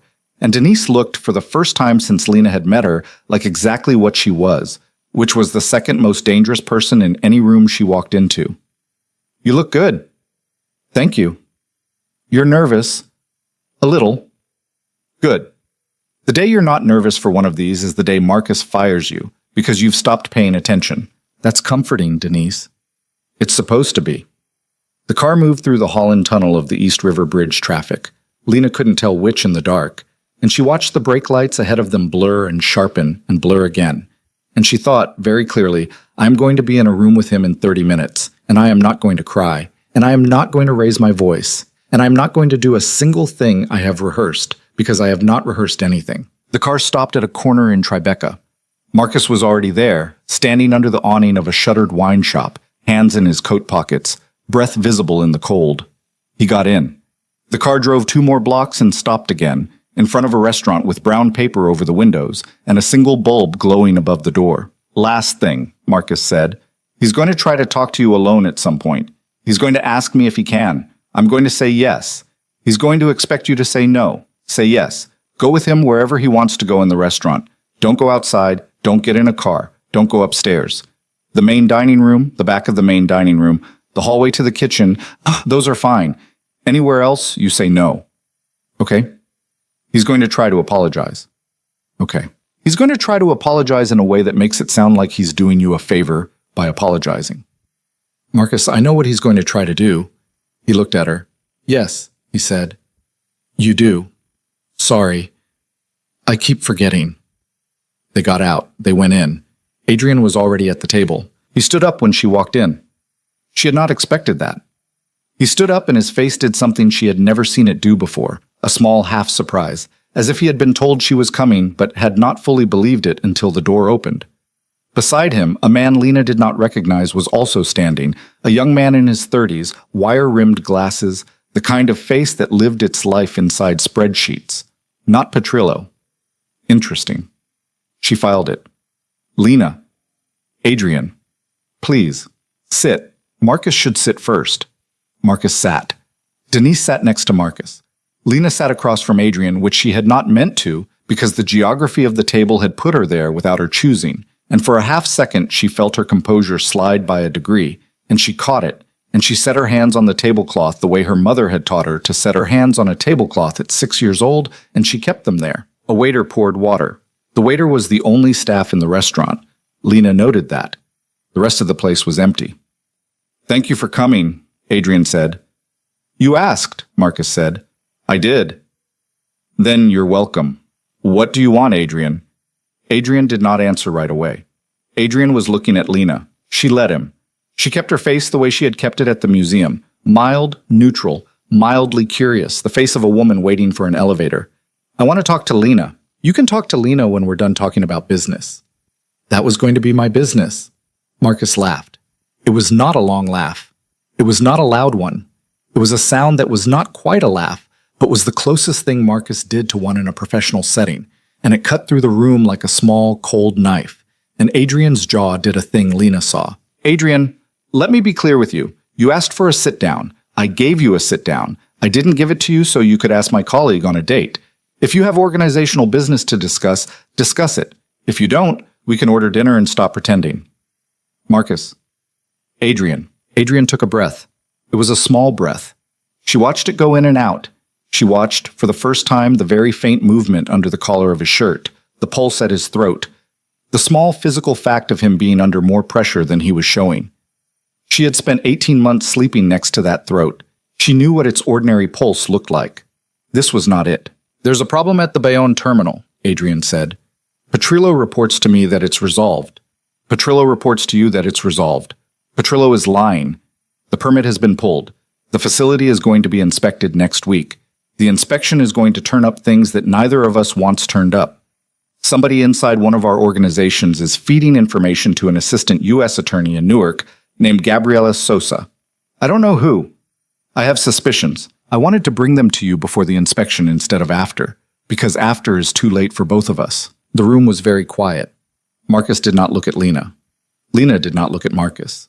Denise, on Marcus's other side, was writing something on a small pad with a pen Lena had not seen her take out. Nobody else moved. "That's business," Marcus said. "Yes. That's real business." "Yes, Marcus, that's real business. I wouldn't have asked for the sit-down for a fake one. Why did you come to me?" "Because the last 3 of my people I've asked about this have told me it's handled, and I know it isn't, and I don't know which of the 3 is lying. I need somebody outside the circle to look at it. You're outside the circle. You've been outside the circle since my father died. I know why. I'm not going to argue about it. I need you to look at it." "What do I get?" "I can give you the ports in Perth Amboy for 2 years. Quiet. Not public. You'd run them through whoever you want to run them through. At the end of 2 years, we renegotiate." Marcus was quiet for a long time. He picked up his water glass. He drank from it. He set it down. He looked at Adrian the way Lena had seen him look at a man one time in his office, at a man who had tried to sell him a story that did not add up, and the man in the office had left the building within 10 minutes, and Teo had put the man's name on a list that Lena had, in 6 months, never seen used, but had also never seen crossed off. "Lena will look at it," Marcus said. Adrian's face did a thing. "Lena. Yes. I came to you, Marcus. You came to me for an outside pair of eyes. Lena is an outside pair of eyes. Lena is, I would argue, the best pair of eyes in this city for this kind of problem, and I would argue that without any knowledge of your particular history with her. She'll look at it. She'll tell me what she sees. I'll tell you what I decide based on what she tells me. That's the offer.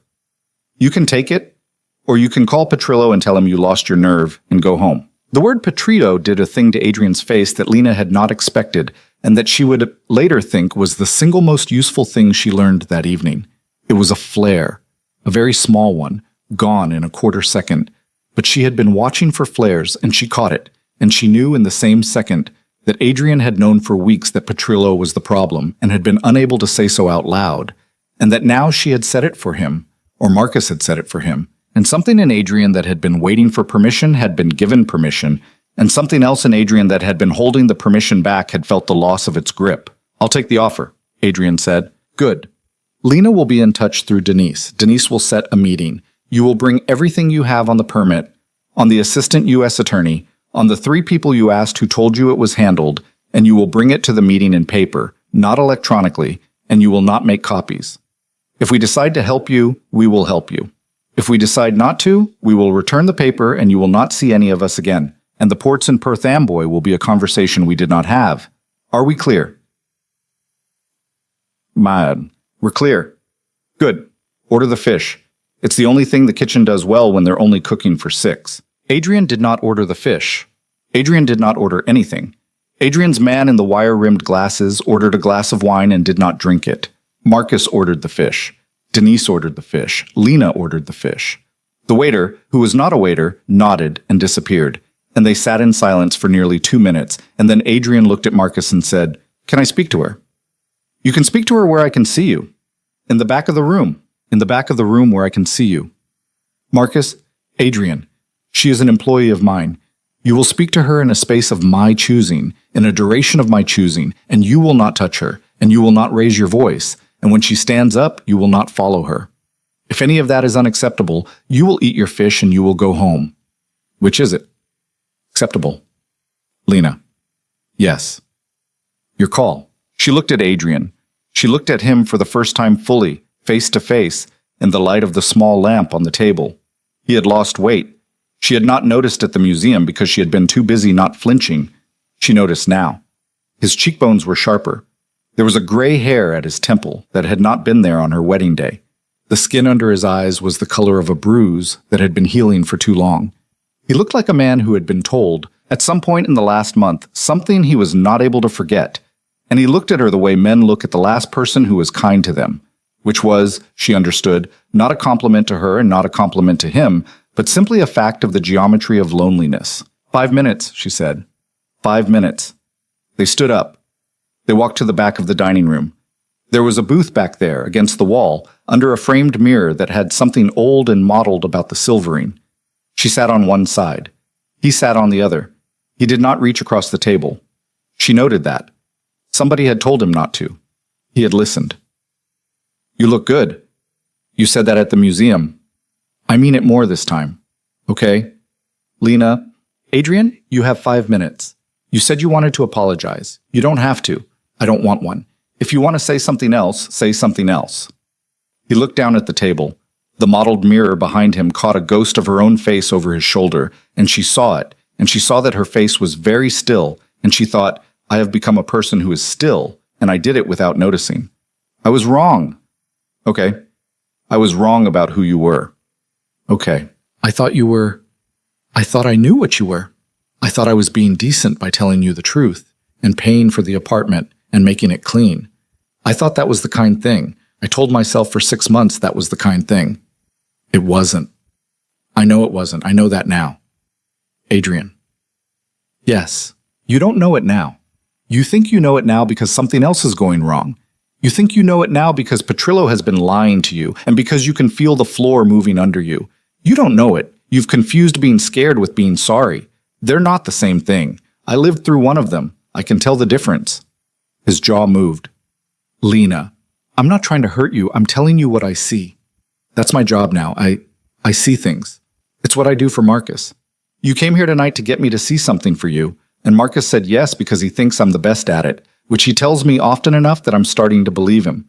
So I'm seeing you. I'm seeing the man across from me. I'm seeing that you haven't slept well in a month. I'm seeing that you've lost 8 pounds. I'm seeing that you've got a wedding ring on your right hand, which is not your ring finger, and I'm going to guess it's not the ring from our wedding either, so I'm going to guess it's hers. And I'm going to guess she gave it to you 3 weeks ago in a sentimental moment. And I'm going to guess you're wearing it the way a man wears a reminder, not the way a man wears a vow. How am I doing? He looked at his hand. The ring was simple, gold, a thin band. He did not speak for a long moment. You're doing fine. I'm not saying any of this to be cruel. I know. I'm saying it because you asked me at the museum if I was happy, and I said I was, and it was true, and I want you to understand what happy looks like on the woman you left, so that when you go home tonight and you lie in bed next to the woman you chose, you can do the math on what you traded, and you can sit with the number, and you can leave me alone. Lena. What? Will you look at the Bayonne thing? She almost laughed. It came up in her throat and she pushed it back down. I'm going to look at the Bayonne thing, Adrian, because Marcus told you I would. Not for you, for him. And if what I find is what I think I'm going to find, I'm not going to tell you first. I'm going to tell him first. He's going to decide what to do with it. If he decides to help you, you'll be helped. If he decides not to, you won't. That's not my call. That's his. I understand. I don't think you do, but it doesn't matter. She stood up. He did not follow. He had been told not to. He sat at the booth with his hand on the table and his ring catching the light, and she walked back across the empty restaurant to the front table where Marcus was eating fish and Denise was eating fish, and the fish, Lena noticed as she sat down, was actually quite good. She picked up her fork. She ate 3 bites. Marcus did not ask her what had been said. Denise did not ask her what had been said. The man in the wire-rimmed glasses did not look at her at all, because he was reading something on his phone under the table and failing to hide that he was reading something on his phone under the table. When Adrian came back to the table a few minutes later, he did not sit down. Marcus. Adrian. Thank you. Lena will be in touch. Good night, Lena. Good night, Adrian. He left. The man with the wire-rimmed glasses left. The waiter cleared the plates. Marcus set his fork down and looked at her and said very quietly, Was that harder than you expected? No. Was it easier? Yes. That'll happen to you for about another year. After that, it just won't happen at all. It becomes a thing you did. It stops being a thing you do. I'm telling you so, you'll know to watch for it. Thank you. Denise. Note for the file. Lena handled Adrian Cade in the restaurant on April 22nd. Adrian left without complaint. Lena will take point on the Bayonne inquiry. I want Teo on it as second. I want Ray reading the AUSA filings by Monday. Noted. One more thing, Lena. Yes. Petrillo knows we met with Adrian tonight. Petrillo does not know what Adrian said. By Monday morning, Petrillo will be looking for a way to find out what Adrian said. I want you to let him find it. She looked at him. Let him find it. Not the real thing, a version, a wrong version. Something you're going to construct very carefully in the next 48 hours. Something that will make him comfortable, that will make him think Adrian came to me on a smaller matter, and that will make him not look harder. I want him relaxed. Relaxed is how he makes mistakes. I want his next mistake on record. Okay? Can you do that? Yes. How? Petrillo has a nephew who does data entry for one of Chen's restaurant groups.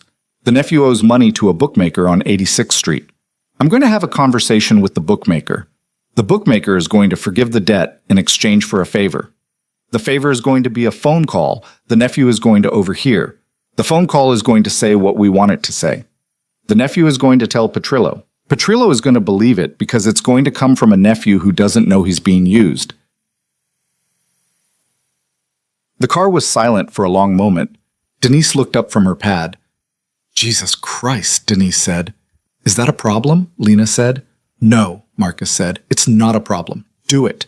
Use Teo for the bookmaker. Don't go yourself. If it works, I'll know by Wednesday. If it doesn't, we'll find out another way. It'll work. Lena. Yes. How long have you had that in your head? Since Petrillo smiled at me in the restaurant above the place on 34th. 6 weeks. 6 weeks. You've been working on him for 6 weeks and I didn't know. You didn't need to. I wasn't sure until tonight whether I'd need the nephew. I needed to see Petrillo's face when you said his name in front of Adrian. I saw his face through Adrian's face, which is a weaker reading, but it was good enough. It confirmed what I thought. Now I'll use the nephew. Marcus looked at her. He looked at her for longer than he had ever looked at her before. The car was moving through the Holland Tunnel now, the lights overhead flickering over his face in a steady rhythm, and she could see very clearly that something had changed for him in the last 10 seconds, and that the change was not small, and that he was not going to say anything about it tonight, but that he had noted it, and that he would, at some point in the next week or month, adjust the way he worked with her based on what he had just learned. You're going to have his chair within the year, he said. Petrillo's. Yes. Not Adrian's. Adrian's is someone else's problem, Lena. Petrillo's is yours. Okay? You understand what that means? I understand what that means. Say it out loud. She looked out the window. They were out of the tunnel now. The lights of the turnpike were ahead of them, and beyond the turnpike the lights of the river, and beyond the river the city again, lit up the way it always was. Indifferent the way it always was. The same city that had carried her home in a cab in a wedding dress, and the same city that was carrying her home now, in a car with a man who had, 6 months ago, pulled her out of a life that had been ending and put her into one that had not yet been built. It means, she said, that by the time he understands what happened to him, I'll already be in the chair, and the chair will already feel like mine, and nobody in that room will remember a time when it wasn't. Good. Marcus. Yes. I'm not going to enjoy it. I know you're not. That's why I'm letting you do it. They did not speak for the rest of the ride. The car let her out in front of her building. She went upstairs. She took off the navy suit and hung it up. She washed her face. She ate a slice of toast standing at the counter because she had not finished the fish at dinner and her body had finally noticed. She got into bed. She did not sleep for a long time.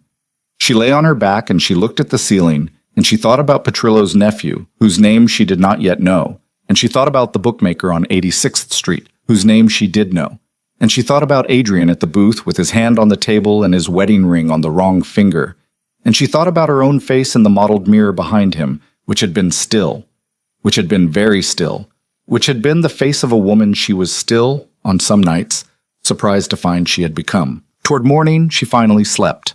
And somewhere in the city, in a penthouse she would never see again, Adrian Cade sat on the edge of a bed next to a sleeping woman and looked at his own hands, and did not recognize them, and could not for the life of him remember when they had stopped being the hands he was used to. The nephew's name was Danny Petrillo, and he was 24 years old, and he lived in a 2-bedroom walk-up in Bensonhurst with a girlfriend who waited tables at a diner on 86th Street, and he owed a bookmaker named Sal Marone $19,000 on a series of parlays he had placed between Thanksgiving and the Super Bowl, which was, Lena would learn, the standard arc of a young man getting himself into trouble in that neighborhood. You started small at the holidays because your cousins were betting and you wanted to be in the conversation, and by February you were in for a number you could not say out loud. Teo handled it the way Marcus had asked him to, which was to say he did not handle it at all. He handed it to a man he knew, who handed it to a man he knew. And by the following Tuesday, Sal Marone had received a visit from someone Sal Marone could not afford to argue with. And by Wednesday afternoon, Danny Petrillo had received a phone call from Sal Marone telling him that his debt was forgiven, no questions, on the condition that Danny did one small thing, which was nothing, really. Just be at a certain restaurant at a certain hour the following Saturday and sit at a certain table and eat a plate of lasagna and listen. Danny sat. Danny listened. Danny heard two men at the next table, men he did not recognize, speak in the low, serious way men speak when they are discussing something that matters. And what the two men discussed was a meeting that had happened in Tribeca on a Thursday night.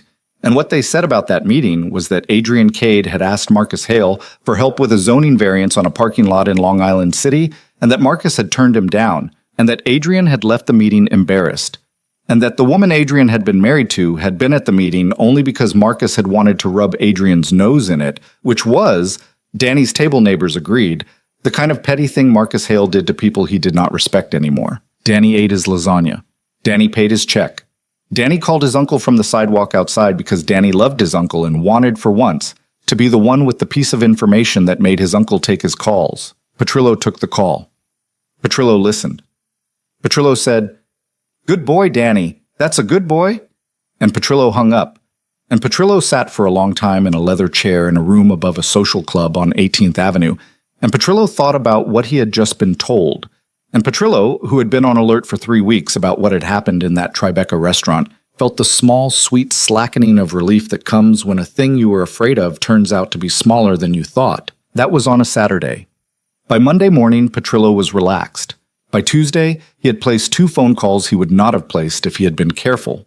By Wednesday, Teo had both phone calls on a server in a building in Jersey City, transcribed, time-stamped, and indexed.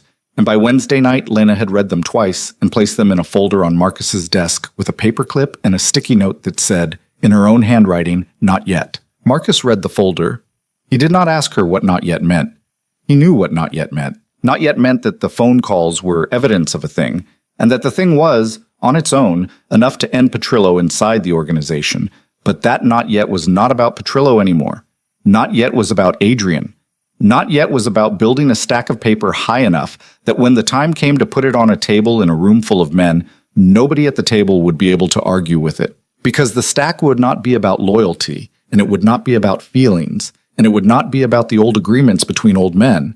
It would be about what was on the paper, and what was on the paper would be enough. Lena spent the next 6 weeks building the stack. She did it the way Marcus had taught her to do it, which was slowly. She pulled filings.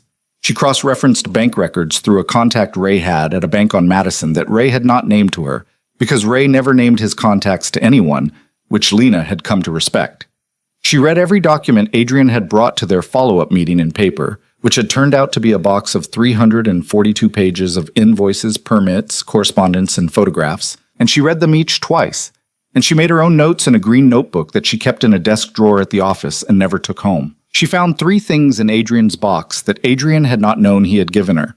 The first was a receipt from a storage facility in Secaucus under a company name Adrian had not recognized when she'd asked him about it, but the storage unit had been rented by Petrillo's son-in-law, and the rental had started the week the Bayonne permit had been pulled, which meant, almost certainly, that the storage unit contained either money or documents or both, and that one of them was going to matter. The second was an email chain between a mid-level permitting officer at the Port Authority and an address that resolved, after Teo spent 2 days with it, to a personal account belonging to Petrillo's younger brother, a man who worked in insurance in Staten Island and had no business in an email with a permitting officer about anything. The third was a photograph in a stack of 11 of a warehouse in Bayonne taken at an angle that showed, in the background, a car. The car was a black Mercedes. The license plate was partially visible. Lena enlarged the photograph on Teo's screen. Teo enhanced the plate. The plate belonged to an assistant U.S. attorney named Gabriela Sosa, out of Newark, who was, on paper, running the investigation that had resulted in the permit being pulled. Gabriela Sosa had been at the warehouse 2 weeks before the permit was pulled, with Petrillo's son-in-law. Lena had 3 separate photographs that established the timeline, from 3 different angles, taken by 3 different surveillance cameras that belonged to 3 different businesses, none of which knew they were being asked for their footage because Teo had been very careful about asking. She put all of it in a single folder. She did not give it to Marcus. Not yet. She put it in a locked drawer in her desk at the office, and she went home. And she slept 6 hours. And in the morning she called her mother, which she had started doing every Sunday now, and her mother told her about the church bake sale and about a man who had moved in across the street and seemed, in her mother's words, perfectly nice, Lena, which, at this point in my life, is the kindest thing I will say about any man out loud. And Lena laughed, and her mother laughed, and they hung up. And Lena stood in her kitchen with her hands on the counter, and she thought about the folder in the drawer, and she thought about what she was going to do with it. And she was, for the first time in 9 months, not afraid. In the meantime, Adrian had been unraveling quietly in ways that Marcus heard about before Adrian did. The shipment out of Baltimore had been seized. A cousin in Queens had been arrested. The arrest had been a small one, offender of the larger investigation, but it had been an arrest, and the cousin had been out on bail inside 36 hours, and the bail had been paid from an account Adrian had not been told about, which was the first real signal Adrian had that he was no longer the center of gravity in his own family. He had raised the matter at a dinner in Bay Ridge. An uncle had waved it off. "We handled it, Adrian. You don't need to worry about everything. That's what the rest of us are for." Adrian had smiled because he had been taught to smile, and Adrian had gone home, and Adrian had sat in the kitchen of the penthouse at 1 a.m. with a glass of water in his hand, and he had said, out loud, to no one, "They're moving around me," and Sienna, who had come out of the bedroom to get a glass of wine, had heard him and said, "What did you say?" And Adrian had said, "Nothing. Go back to bed." And Sienna had looked at him for a long moment and had gone back to bed. And Adrian had sat in the kitchen until the sky got gray. Sienna was unraveling too, in a different way. She had stopped laughing at his jokes. He had not noticed at first because she had been careful about it. The laughter had thinned by degrees, had become smaller, had become, in the last month, the polite laugh a woman gives a man at a dinner party when the man is a friend of her husband's. She had stopped reaching for him in bed. He had not noticed that either because he had also stopped reaching for her, but for different reasons, and the not reaching had become, by April, a kind of arrangement neither of them had agreed to out loud. She had started spending evenings in the second bedroom of the penthouse, which she had, in February, redecorated as a study, which she did not study in. She was on the phone a great deal in that room. Adrian, who was not a man who eavesdropped, had nonetheless walked past the door one night and heard her laugh. Not the thinning laugh. The other one. The old one. The one that had made him, at 26, sit down hard on a couch in a house in the Hamptons and know that his life was going to bend around this woman forever. She was laughing it into her phone at 11 at night in a locked room at the end of the hall, and Adrian had stood in the hallway of his own apartment with his hand flat against the door and his forehead against his hand, and he had understood, without having to make himself understand, that whatever he had given up Lena for was not going to last him the year. He had told no one. He had nowhere to tell. That was the state of Adrian Cade in the last week of May, when Marcus Hale called for a council meeting and told Denise to put Adrian on the agenda. The meeting was at the same restaurant on 34th, the same upstairs room, the same chandelier, the same long mahogany table. Petrillo was there. Oriana was there. Marasco and Chen were there. 3 other men Lena had, over the last 2 months, catalogued and understood and mostly decided she could work with. Adrian was not there at the start. Adrian had been asked to come at 9:30, which was an hour after the meeting had begun. At 9 o'clock, Marcus said, "Before Adrian gets here, Lena." Lena stood. She had not been told she was going to stand. She had been told she was going to present. Standing had come to her in the moment, because the room was long and the men at the other end of it had a habit of tuning out anyone who sat. And she had, at Oriana's quiet elbow nudge 2 meetings ago, started standing when she spoke. She opened the folder. The folder had not been in the locked drawer since Monday morning. The folder had been in Marcus's hands since Monday afternoon. Denise had made 6 copies. The 6 copies were stacked in front of Denise at the far end of the table, and when Lena nodded at her, Denise began to distribute them, one to each council member in a specific order Lena had, 2 nights before, asked Denise to follow. Petrillo received his copy 4th. "Gentlemen, Oriana, I'm going to walk you through a set of documents. I'm going to ask you not to open to page 7 until I ask you to. The reason I'm going to ask you is that page 7 is a photograph, and I'd like you to have the context before you see it." "What's this about, Lena?" Marasco said. "The Bayonne terminal." "I thought that was handled." "Several people have been told it's handled. I'm going to show you why it isn't." She walked them through the first 6 pages. She did it flatly, without inflection, the way she had learned to do it in the office, which was the way Marcus had taught her to do it, which was that the facts were more frightening when you did not try to make them frightening. Petrillo's face, at page 2, was calm. At page 4, it had tightened at the jaw. At page 6, he was not looking at his folder anymore. He was looking at Lena. "Page 7, please," Lena said. Folders opened around the table. There was a small collective intake of breath from the 3 men Lena considered workable, a longer and slower one from Oriana, and nothing at all from Petrillo, who had gone very still in a way Lena had not seen him go still before. "The car in the background," Lena said, "is registered to an assistant U.S. attorney named Gabriela Sosa out of Newark. The man in the foreground, who is partly obscured, is Mr. Petrillo's son-in-law, Anthony Russo. The photograph was taken on March 11th. The Bayonne permit was pulled on March 26th. Pages 8, 9, and 10 are photographs of the same meeting from different angles, taken by 3 separate surveillance systems that I will not identify because the identification would put 2 small businesses at risk. Page 11 is an affidavit from Teo Abreu, who works in my office, attesting to the chain of custody of those photographs. Pages 12 through 17 are the email records between a permitting officer named Bruno Calice and an address belonging to Mr. Petrillo's brother Eugene. Pages 18 through 21 are the bank records showing a payment of $41,000 from Eugene Petrillo's account to Bruno Calice's account on March 14th, 3 days after the photograph on page 7 was taken. The room was silent. Pages 22 through 26, she said, are phone records. They show 2 calls placed from Mr. Petrillo's cell phone on April 24th, the morning after Adrian Cade met with Marcus at a restaurant in Tribeca. The first call is to Anthony Russo, Mr. Petrillo's son-in-law. The second call is to a number in Staten Island that resolves to an unlisted phone registered in the name of an aunt of Anthony Russo's who has been dead since 2019. I mention this because the phone is active, and it has been active for 3 years since the aunt's death, and it receives an average of 11 calls a week, all from numbers that, when cross-referenced, belong to law enforcement offices in 3 jurisdictions. The phone is a pass-through. The content of the April 24th call has not been recovered. The existence of the call has. Petrillo had not moved. "Mr. Petrillo," Lena said, "I'm going to give you the next 60 seconds. Anything you say in the next 60 seconds will be considered by this council before any action is taken.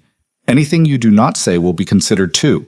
I would encourage you, with respect, to say something." Petrillo looked at her. He looked at her for what felt like the full 60 seconds, though it was not. It was closer to 12. And at the end of the 12, he looked at Marcus, and Marcus did not look back at him. And at the end of that, Petrillo did something Lena had not expected, which was that he laughed. It was a short, bitter, surprised laugh, the laugh of a man who has been caught out by a person he had decided not to take seriously. And it was the laugh Lena would, years later, point to as the moment she understood the full cost of being underestimated, which was that underestimation was the most expensive compliment a man could ever pay a woman, because he paid for it with everything he had. "The nephew," Petrillo said. "Excuse me. The thing with the nephew. The lasagna. That was you." "I don't know what you're talking about, Mr. Petrillo. You're a goddamn liar." "Mr. Petrillo, 60 seconds. You have 41 left." Petrillo laughed again. He closed the folder in front of him. He pushed it away from himself an inch. He looked around the room at the faces of the other council members, and he saw, correctly, that none of them were looking back at him, and the not looking was the answer. And Petrillo, who had been in this kind of room for 38 years, knew the answer when he saw it. "I have nothing to say to this council," he said. "Thank you, Mr. Petrillo," Marcus said. "Marcus?" "Vincent, this is your doing." "No, it isn't. It's yours. I wouldn't take credit for your work if you offered it to me. You put her up there to do it. I put her up there because she did it. I put her up there because she's the one who found it. I put her up there because I've been in this chair for 7 years, and I've been telling you for 5 of them that your family was a problem, and you told me I was overreacting, and now here we are, Vincent. Here we are in the only room where it matters." "You son of a bitch!" "Sit down, Vincent." Petrillo did not sit down. Petrillo stood up. Petrillo had a hand in his coat pocket, and Lena, who had been watching for it, had already taken 2 steps to her right, behind the empty chair that was waiting for Adrian, and Marcus had already nodded to Denise, and Denise had already stood up, and 2 men Lena had never seen before had already walked into the room from the hallway, and were standing, very quietly, at the 2 doors. Vincent, Marcus said, take your hand out of your pocket, slowly, please. Petrillo took his hand out of his pocket. His hand was empty. He had not been reaching for anything. He had only been, Lena realized, steadying himself. You're a fool, Marcus. I might be, Vincent, but I'm not your fool, and I'm not your father's fool, and I'm not Adrian's father's fool, and if you leave this room in the next 90 seconds, I will consider our business finished, and you will retire to Florida, and your family will keep what is currently in their names, and the paperwork on your son-in-law will sit in my office and not go anywhere. If you don't leave in 90 seconds, we'll have a different conversation. It's your pick. Petrillo left. He did not say goodbye. He did not look at Lena as he walked past her. At the door, one of the two men Lena did not recognize put a hand on Petrillo's shoulder, briefly, the way you put a hand on the shoulder of an old friend you are walking out of a room with. And Petrillo nodded, and the three of them went down the stairs. And the sound of their feet on the wooden stairs went on for a long time in the quiet of the upstairs room. Oriana cleared her throat. Well, she said. Well, Marcus said. That was efficient. It was Lena's work. It was Lena's work, Oriana agreed. She looked at Lena. Oriana's face did a thing Lena had not seen it do before. A small adjustment at the eyes, not a smile, but the cousin of a smile. The thing a smile would grow up into if it were raised carefully. You'll take his chair, Oriana said. If this council would have me. We'll have you. Move your folder down one seat. Lena moved her folder down one seat.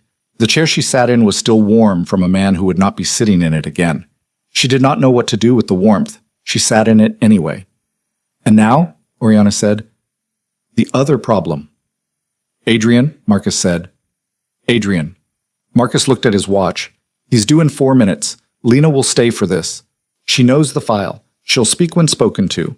Everyone else stays silent unless I ask you to contribute. Are we clear? They were clear. Adrian came up the stairs at 9:31. He was alone this time. He had not been told he could bring anyone. He came into the room in a gray suit, no tie, the top button of his shirt undone, and he stopped inside the door when he saw the room, and he took it in. The folders on the table, the empty chair Lena had moved out of, the way the men at the table were arranged, the fact that Petrillo was not there. Marcus. Adrian. Where's Vincent? Vincent's retired. Adrian's face did a thing. It was a small thing. He handled it well. He had been raised to handle these things well.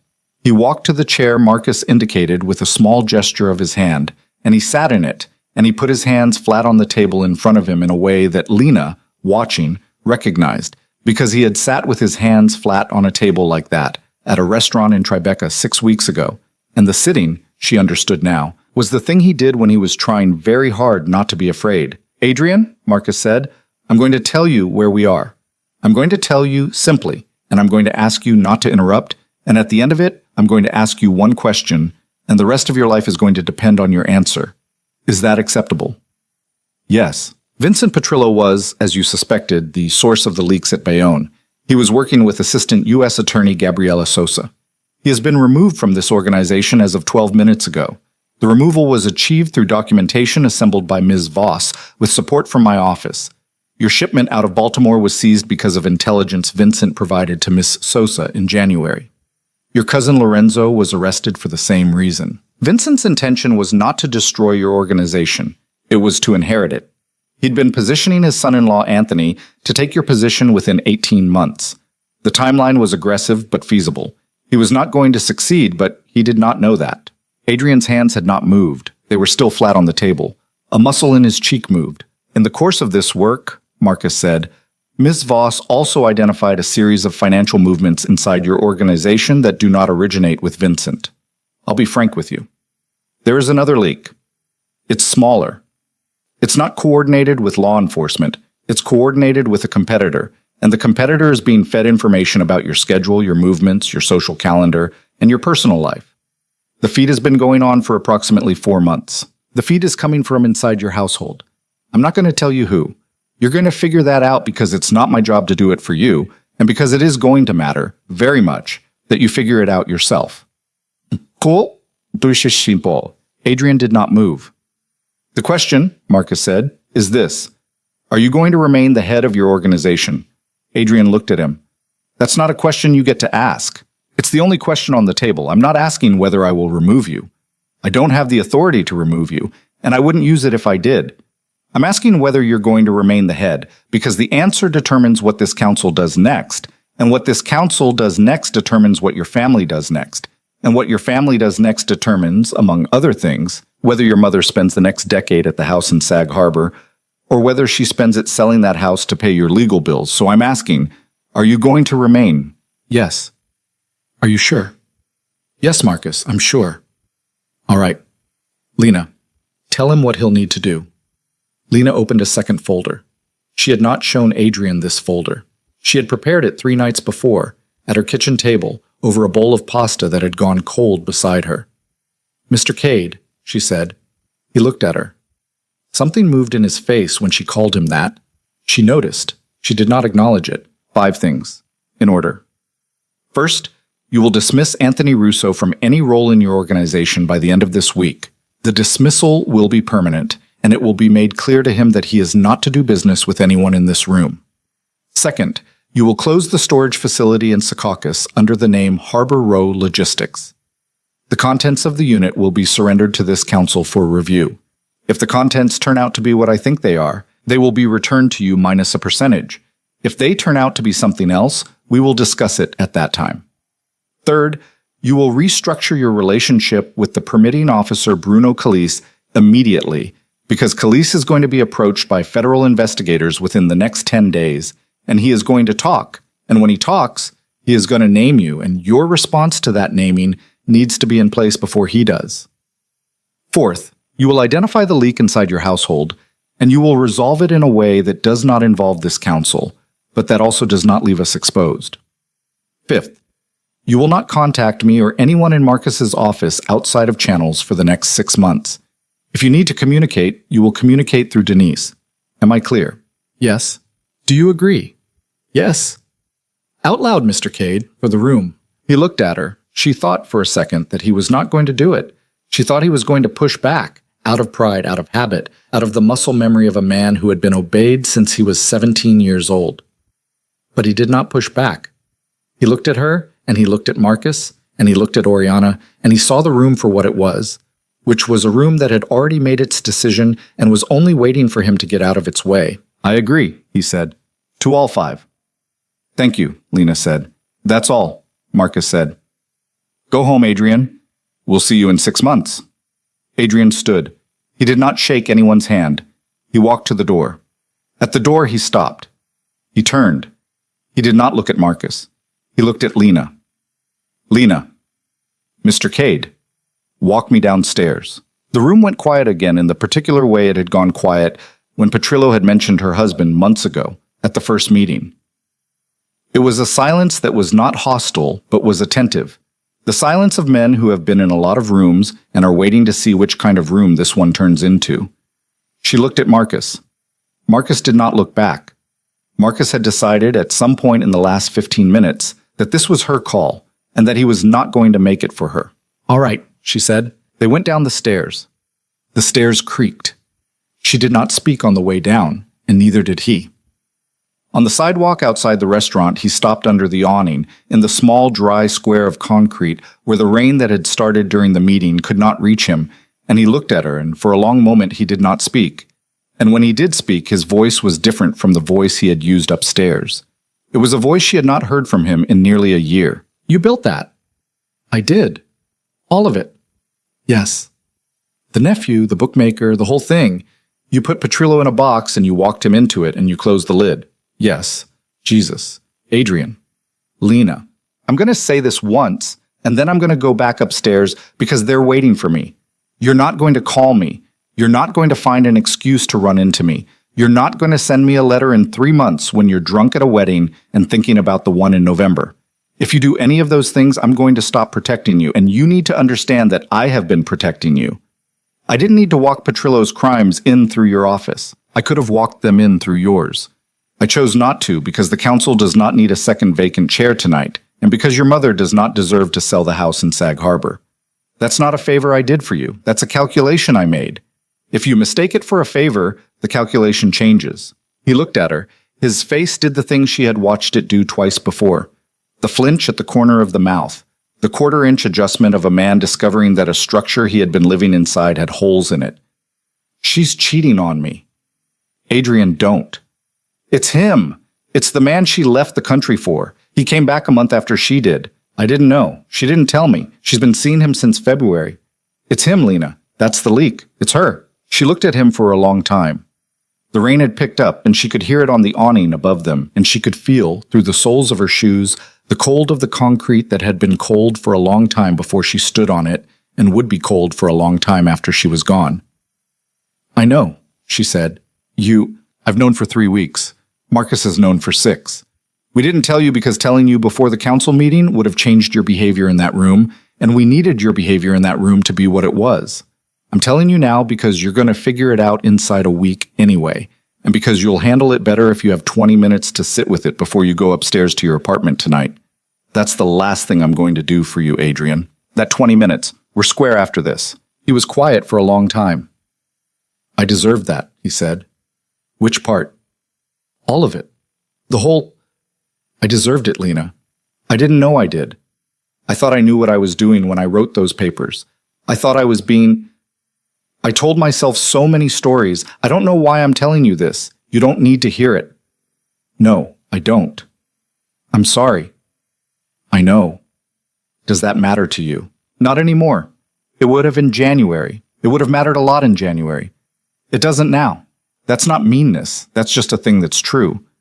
I'm not the same person I was in January. The person who needed your apology doesn't live in me anymore. She moved out. I don't know where she went. I don't miss her. He nodded. He kept nodding, small and slow, looking at the wet sidewalk. Go home, Adrian. Yeah. Take care of your mother. Yeah. Don't do anything stupid tonight. I won't. Good. She turned to go back up the stairs. She was at the door of the restaurant when he said her name again, and she stopped, and she did not turn around because she knew what he was going to say, and she did not need to watch his face when he said it. Lena. What? I thought I was saving you. From what? From the life I was going to have. I thought if it got bad, if any of the things that are happening now had happened to you, I wouldn't have been able to live with it. I told myself I was being kind. I was scared of what you might have to carry. I was scared of it, Lena. I wasn't cruel. I was a coward, and I dressed it up as something else, and I put it on your wedding dress, and I sent you home in a cab. I'm not asking you to forgive me. I'm saying it out loud because you were right. In the restaurant, when you said I'd confused being scared with being sorry. I don't want to leave the block tonight without saying it to you. She stood with her hand on the door. She could have said a lot of things. She could have told him that cowardice dressed as kindness was still cowardice, and that the difference between being scared and being cruel from the passenger seat was 0. She could have told him that the version of her who could be saved by a man deciding to save her had died in a penthouse 8 months ago, and that the version of her who was standing on this sidewalk did not need saving, had never needed saving, and that the saving he had imagined himself doing had been a story he told himself because the real story, that he had wanted another woman and had taken her and had dressed the taking up in the language of protection, had been too small a story for him to tell out loud. She thought about saying all of that. She did not say it. Good night, Adrian, she said, and she opened the door and she went up the stairs, and when she got to the top, the room was waiting for her, and Marcus looked up, and Oriana looked up, and the other men at the table looked up, and Lena Voss sat down in the chair that had been Vincent Petrillo's, and she picked up her folder, and she turned to page 27, which was a page she had not shown anyone yet, and she said, "There's one more thing I'd like to discuss while we're all still in the room." And the men at the table leaned forward, because they had, in the last 2 hours, learned that when Lena Voss said one more thing, you leaned forward. Page 27 was a proposal, not a problem, and that was the part Lena had saved for last, because she had learned in Marcus's office that the order in which you put things in front of a room was itself an argument. You walked people through the fire, and you let them smell the smoke, and then, when they were still breathing hard, you put the thing you actually wanted in their hands, and they held it harder than they would have held it if you had given it to them first. What she wanted that night was simple. She wanted the council to restructure. 9 men, she said, and Oriana, and now me. That's 11. 11 is a bad number, because 11 splits into a 6 and a 5 on any important vote, And a 6-5 vote is not a decision, it's a fight that gets scheduled for the next meeting. I'd like to propose we go to 7. Not by removing anyone in this room, by letting the chairs in this room be the only chairs, and by dissolving the side arrangements the two of you still have with men who aren't here tonight. I won't name them. You know who you are. You've been good to this council.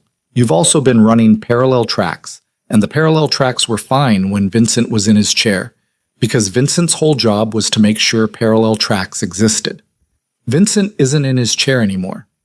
I'd like to close the tracks. She sat down when she was done. She had learned from Oriana to stand when you opened and to sit when you closed, because standing made men listen and sitting made them answer. The answering took 45 minutes. Marasco argued first because Marasco argued first about everything. Chen argued second, more quietly, and his quiet was more effective than Marasco's loudness, because Chen was right about half of what he said and knew it. Oriana listened and said nothing for a long time and then said, "At the end, Lena is correct," and that was the end of the argument. They voted.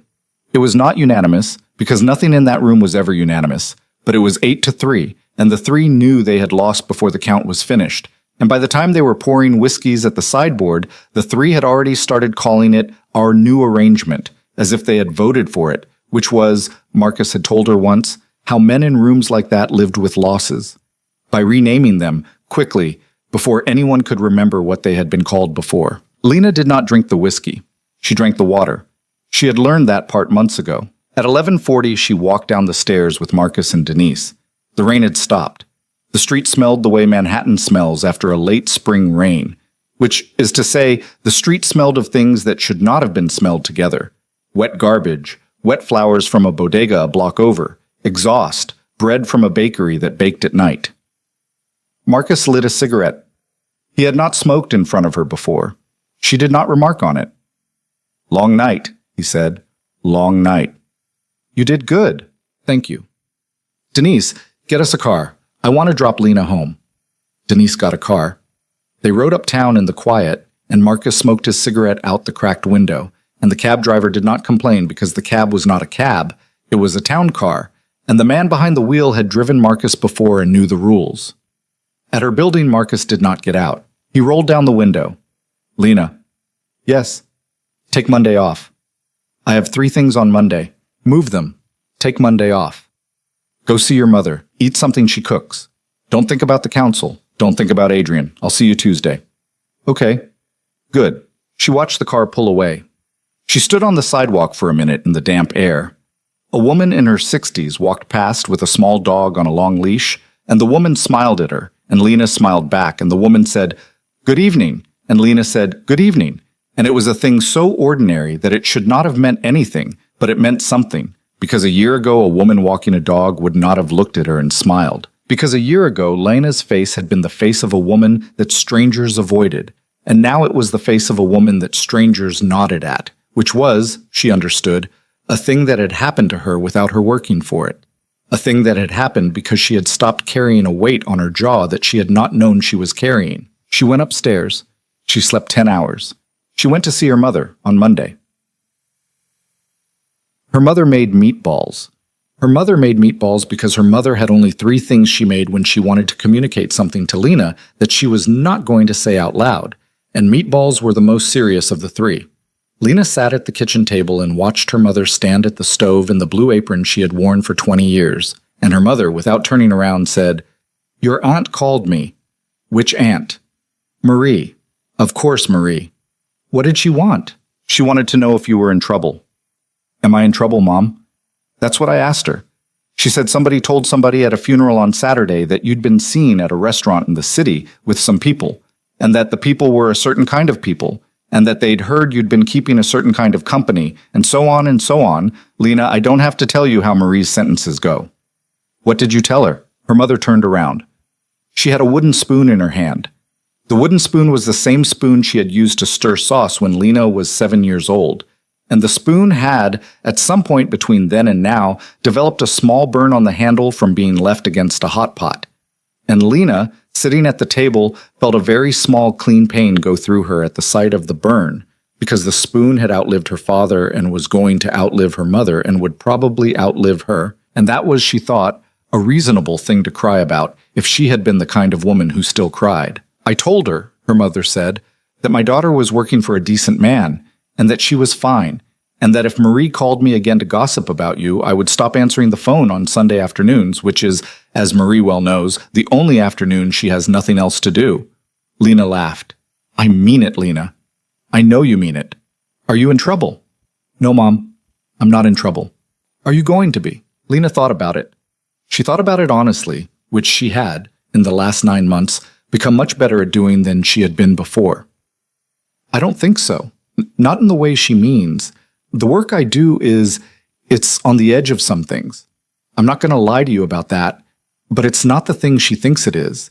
I don't carry anything. I don't hurt anyone. I read papers. I sit in rooms. I help people decide things. Is he good to you? Who? The man you work for. Yes. Is he good to you the way a man is good to a woman, or the way a boss is good to an employee? The second one, Mom. Because you've got a look in your eyes about him. I do not. Lena. I don't, Mom. He's not that. We're not that. He's been clean about it since the day I walked into his office. If he has a feeling about me, he keeps it to himself, and I keep mine to myself. And if we ever stop doing that, it will be because one of us has stopped being able to work with the other one, and neither of us is interested in that. That's all. Her mother stirred the sauce. Her mother stirred the sauce for a long time. When your father was courting me, her mother said, he worked at a garage on Jericho Turnpike. He was 23. He was nothing to look at.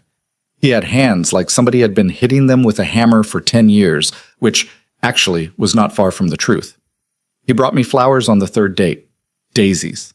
Not roses. Roses he couldn't afford, and he wouldn't pretend. I told my mother about him that night. My mother said, Ellen, is he good to you? And I said, Ma, he brought me daisies, and he didn't lie about the daisies, and my mother said, that'll do. She died the next year. I never got to tell her he stayed good. I'm saying this because I want you to understand that the bar for a man is very low. The bar is, does he tell the truth about the daisies? If he tells the truth about the daisies, you have something. If he doesn't, you don't. That's the whole bar. Dumpit sanits. Mom. Yes. Marcus tells the truth about the daisies. All right, sweetheart. It's still not what you think it is. I didn't say it was. You did a little. I said you had a look. A look is not an accusation, Lena. It's a look. Come eat. They ate. They ate the meatballs, and they ate the pasta, and they ate the bread her mother had bought at the place on Route 25 that Lena's father had liked, and they drank 2 glasses of wine each, which Lena had not done with her mother since she had been 18, and her mother had poured her a glass at Christmas and said, you're old enough, and it's a holiday, and I'd rather you drink it with me than sneak it with your cousins in the garage. They did not talk about the council, or about Adrian, or about the restaurant on 34th Street, or about Vincent Petrillo going to Florida, or about Sienna, whose name Lena's mother did not know. They talked about the man who had moved in across the street, who had turned out to be a retired high school principal from Queens, and who had, in her mother's words, a quiet way about him that I don't dislike. They talked about a niece who was getting married in August, and about whether Lena would go to the wedding, and Lena said she would, and her mother said, bring somebody, and Lena said, I don't have anybody to bring, Mom, and her mother said, then come alone, and dance with your cousins, and eat cake, and don't let anybody ask you about November. Nobody's going to ask me about November, Mom. Lena, it's an Italian wedding on Long Island. They'll ask. What do I say? You say, I'm working, I'm happy, pass the champagne. You say it with a smile. You say it twice. After you say it twice, they stop asking. They stop asking because you've given them nothing to chew on. Men like Adrian only have power over women when women feed the story. You don't feed the story starves. Lena looked at her mother across the kitchen table. Her mother was 63 years old. Her mother had buried a husband and raised a daughter and survived a wedding that had not become a wedding. And her mother, in a blue apron over a brown sweater with a small stain of sauce on one cuff, had just given her better advice than Lena had received from anyone in Marcus's office in a year. Mom. Yeah. I love you. I know. I mean it. Lena, I know. Eat your bread. She went to the wedding in August. She wore a green dress. She danced with her cousins. She ate cake. 3 people asked her about November. She gave each of them the answer her mother had given her, and the first one said, well, as long as you're happy, sweetheart. And the second one said, "That bastard." And the third one said, "I heard he's gotten fat." And Lena laughed at the third one, honestly. And her cousin, who had been standing nearby, laughed too. And the aunt who had said it smiled in satisfaction because she had gotten a laugh out of the niece she had been worried about. And that was the end of it. Nobody asked her again for the rest of the night. Her mother had been right. The story had starved. She did not know, at the wedding, that Adrian was at a different wedding that same weekend, on the other side of the country, in a small chapel in Santa Barbara, where his brother Nicholas was marrying a woman named Ruth, whom Nicholas had been with for 11 years. Adrian had gone alone. Sienna had not come. Sienna was not with Adrian anymore. Sienna had, in June, in a way that was not quiet, moved out of the penthouse and into an apartment in a building that Adrian did not know the address of, with a man whose name Adrian knew very well, because it was the name of the man Sienna had loved for 9 years before Adrian, and the name of the man she would love for whatever was left. Adrian did not hate her for it. That surprised him. He had expected to hate her because he had watched his father hate women for smaller things, and he had been raised to believe that hating a woman who left you was the floor of manhood. But when Sienna had left, on a Tuesday afternoon in June, with 2 suitcases and a cardboard box, and had stood in the foyer of the penthouse and said, "Adrian, I'm sorry. I am so deeply sorry. I thought I could do this, and I can't." He had looked at her, and he had felt nothing but a dull, clear sadness, and he had said, "I know you're sorry, Sienna. Go." She had cried. He had not. She had closed the door behind her, and he had walked to the window, and he had looked out at the city, and he had thought very clearly of Lena in a wedding dress in that same foyer 9 months earlier, and for the first time in his adult life he had cried not for himself but for another person, and the other person was a woman he was never going to see again. He had pulled himself together in the months after that, in the way he had pulled himself together after his father's death, which was to say with difficulty and without grace. He had done the 5 things Lena had told him to do in the restaurant on 34th. He had done them on time. He had taken the phone call from the federal investigators when it came for Bruno Calise, and he had handled it the way he had been prepared to handle it, which was to say he had handled it survivably. He had dismissed Anthony Russo. He had surrendered the storage unit in Secaucus. He had found the leak in his household, and he had resolved it in a way that did not require Marcus Hale's help, which was, in the end, the thing he was most quietly proud of, not because the resolution had been admirable, but because it had been his. He had, in October, stepped down from the day-to-day operation of his father's organization and retained only a ceremonial title. He had moved to a house in Rhinebeck that had belonged to his grandmother. He had started reading, seriously, for the first time in his adult life, history mostly, and biographies of men who had lost more than they had won. He had seen his mother once a week. He had learned to cook 3 dishes. He had, the following spring, gone to a marriage counselor in Kingston who had not asked him any questions about his past, and had instead asked him what he wanted his next 10 years to look like. And Adrian had said, "Quiet," and the counselor had said, "That's a good answer, and it's harder than it sounds." And Adrian had laughed, for the first time in a very long time, because the counselor had been right. He would not, in this life, get to apologize to Lena in any way that she would accept. He understood that. He understood, further, that it was right that he did not get to, that some apologies were not for the person who had been wronged, but for the person who had done the wronging, and that those apologies were best done in private, over years, through the small, steady labor of not becoming, again, the man who had done the wronging. He did that labor. He did it imperfectly, because no man does it any other way. He became, by slow degrees, a better version of a man he was never going to fully forgive himself for having been. That was the most he was going to get. He took it. Lena did not know about any of that. She did not need to. She had, in September of her first full year on the council, taken Vincent Petriello's chair, and by the following January she had taken the seat next to Marcus that Oriana had, at a private dinner, asked her to take. She did not know at the dinner that Oriana was doing her a larger kindness than the seat represented. She would come to understand it later. Oriana had been, for 15 years, the only woman in that room. Oriana had carried the weight of being the only woman, which was a weight Lena had, in her first 6 months, only begun to feel the edges of. When Oriana moved Lena next to Marcus, Oriana was splitting the weight, quietly, in a way that no man in the room would ever recognize or acknowledge. It was the kind of thing women did for each other in rooms full of men. It was the kind of thing Lena would, 5 years later, do for another woman she had not met yet, without being asked, because Oriana had done it first. Marcus did not say anything about the seat change when it happened. Marcus rarely said anything about anything Oriana did because Marcus had, a long time ago, learned that Oriana's decisions were usually correct, and that commenting on them only made them look less so. What he did say, 2 weeks after the seat change, was, "Lena, there's a file on my desk I'd like you to read tonight. It's the Nassau County matter. I've been sitting on it for 6 months. I think you see it better than I do. Tell me in the morning what you think we should do." She took the file. She read it that night. She brought it back in the morning with a page of notes paperclipped to the front, and Marcus read her notes, and Marcus looked up at her, and Marcus said, "How long have you been reading me, Lena?" And Lena said, "Since March, Marcus." And Marcus nodded, and Marcus said, "All right. From now on, you see everything I see first. We'll adjust the titles when Denise writes up the quarterly. You'll tell me what you want yours to be. Don't pick something cute. Pick something that gets you into the rooms you want to be in." She picked a title. It was not cute. It got her into the rooms.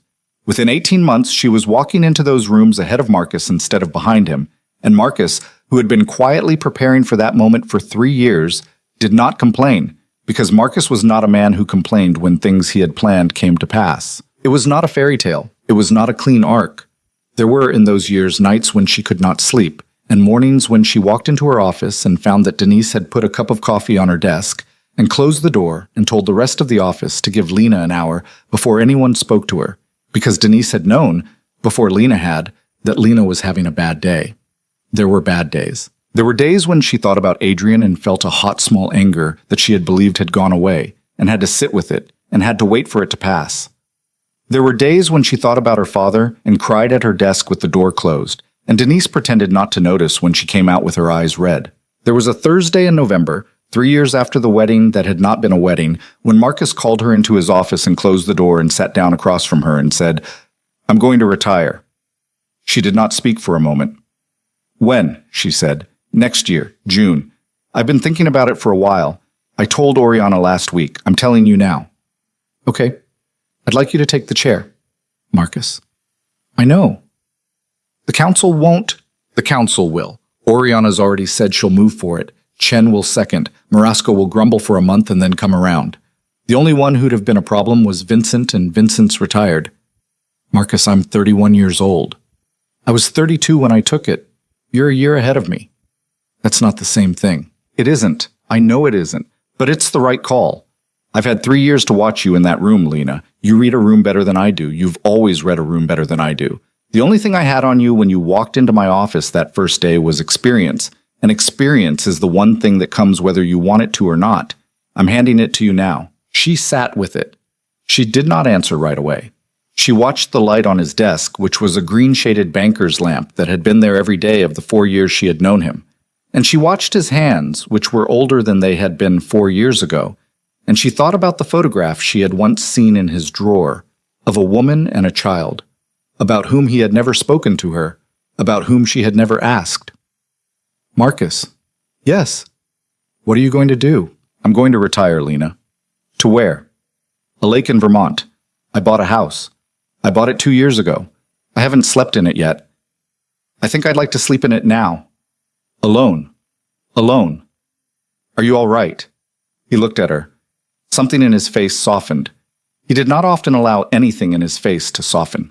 She had seen it exactly twice before, once at a train window and once at a benefit at a museum, and she counted this as the third. "I'm tired, Lena. That's all. I'm not sick. I'm not sad. I'm tired. I've been doing this since I was 28, and I'm 57 now, and I'd like to spend whatever time I have left listening to water hit a dock. That's not a crisis. That's a reasonable request." "It is." "Will you take the chair?" "Yes." "Good. That's done then. We'll tell the council in January. You'll spend the next 5 months shadowing me on the things you haven't shadowed me on yet, which isn't many. You'll be fine." She stood up to leave. At the door she stopped. She turned. "Marcus?" "Yes." "Why did you pick me up?" He looked at her. "From Paul," she said. 4 years ago. You wrote me a letter. I never asked you. Why me? You had no reason to." He was quiet for a long moment. He looked down at his desk. He looked at his hands. He looked at the banker's lamp, which had been a gift from someone, she did not know who, and then he looked back up at her. "My sister," he said. "Your sister." Her name was Maria. She was my older sister. She married a man like Adrian, only poorer and meaner. She had a daughter. The daughter was 2 years old when Maria tried to leave. The man did not let her leave. He didn't do it with his hands. He did it with money and with her family and with the police in the town they were in, who were his friends. She was trapped for 11 years. She died, Lena. In a way I'm not going to describe to you because you don't need it, and because I don't talk about it, and because if I start talking about it, I will not stop. Her daughter, my niece, is the child in the photograph I keep in my drawer. She's a woman now. She lives in Oregon. She's a teacher. She's all right. That's the end of the story. He looked at her. When Paul called me about you, he said, I had not picked up a woman in your situation in 7 years. I had stopped. I had decided that the work I do is the work I do, and that the work I do is not a rescue operation, and that every time I pretended it was, I did badly by the woman and badly by myself. You were the first one I broke that rule for. I don't know why. You were in the letter Paul sent me. There was a line in the letter. I read the line 3 times. That was all. What was the line? The line was, she didn't cry when he told her. Paul had heard it from the lawyer's office that had drawn up Adrian's papers. The lawyer had reported back that you had sat there, and you had read the papers, and you had taken off the ring, and you had left the ring on the folder, and you had gotten in an elevator. And Paul had underlined that sentence, and Paul had written in the margin, might be worth a look. And I had read it, and I had thought of my sister, who had cried when her husband told her, because she had been 22 and alone, and had not known yet that crying was a thing men took from you and spent. And I thought, if this woman didn't cry, she is either already broken past the point of tears, in which case we will find out quickly, and I will refer her to someone who can take care of her, or she is a woman who has understood, at the exact moment she should have been least able to understand, that her tears were not currency in that room. I came to find out which. That's all it was. That's the whole answer. She stood in the doorway. She did not cry. She had by then long since stopped crying at things that had moved her, which was a thing she had learned from the work, and a thing she had, in quiet moments, wondered whether she ought to unlearn. She would, years later. Not that day. Marcus. Yes. Thank you. Lena. Yes. Don't thank me. Do the work. The work is the thank you. The chair is the thank you. Keep it clean. Keep the room clean. Don't pick up a woman in a bad marriage unless you can afford to be wrong about her. Don't be wrong about her. That's it. That's the whole lesson. Close the door on your way out. She closed the door on her way out. What? She took the chair in June. The council met in the same room above the restaurant on 34th Street, and Marcus sat at the end of the table for the last time. And when the vote was called, Oriana moved and Chen seconded, and Marasco, who had been grumbling for 5 months exactly as Marcus had predicted, voted yes. The vote was unanimous. Marcus had arranged it so. He had called every member in the week before, privately, and had made clear that a split vote would be regarded by him as a personal disappointment, and none of the men in that room had any interest in being a personal disappointment to Marcus Hale on his last day in the chair. Lena sat in it. It was not warm the way Vincent Petrio's chair had been warm, because Marcus had gotten up a half hour earlier and had gone to stand by the window while the vote was taken, and had let the chair cool on purpose, which was a kindness Lena did not understand until she sat in it and found it cool, and understood then that he had not wanted her first seconds in that chair to feel like anybody else's. She ran the meeting. She ran it the way she had watched him run them, which was quietly, without drama, letting the men argue until they had argued themselves into the answer she had already decided on. It took 2 hours. At the end of it, Marcus stood up and walked around the table and took her hand, once, briefly, the first and only time he ever touched her, and said, I'll be on the train tomorrow. Denise has my address. Don't send me any files. Send me a postcard at Christmas. Don't call me about work. Call me about anything else. I will. Good girl. Marcus. Yeah. The daisies. He looked at her. She had never told him what her mother had said in the kitchen 4 years before. She had never told anyone. But Marcus Hale, who had read her for 4 years, had read her then, and he had smiled, and the smile was the second real one she had ever gotten from him, and the last. I know, Lena, he said. I know. He left. He got on a train the next morning to Vermont, and he sent her a postcard at Christmas, and he sent her another one the Christmas after that.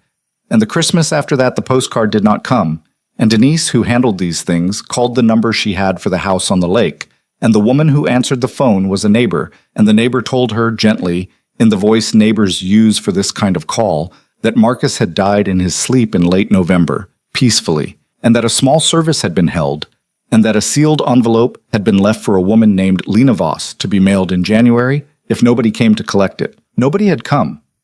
The envelope arrived on a Tuesday. Lena opened it at her desk. Inside was a single sheet of paper. 3 sentences. Lena, the chair is yours. Don't be wrong about her. She read it. She read it 3 times.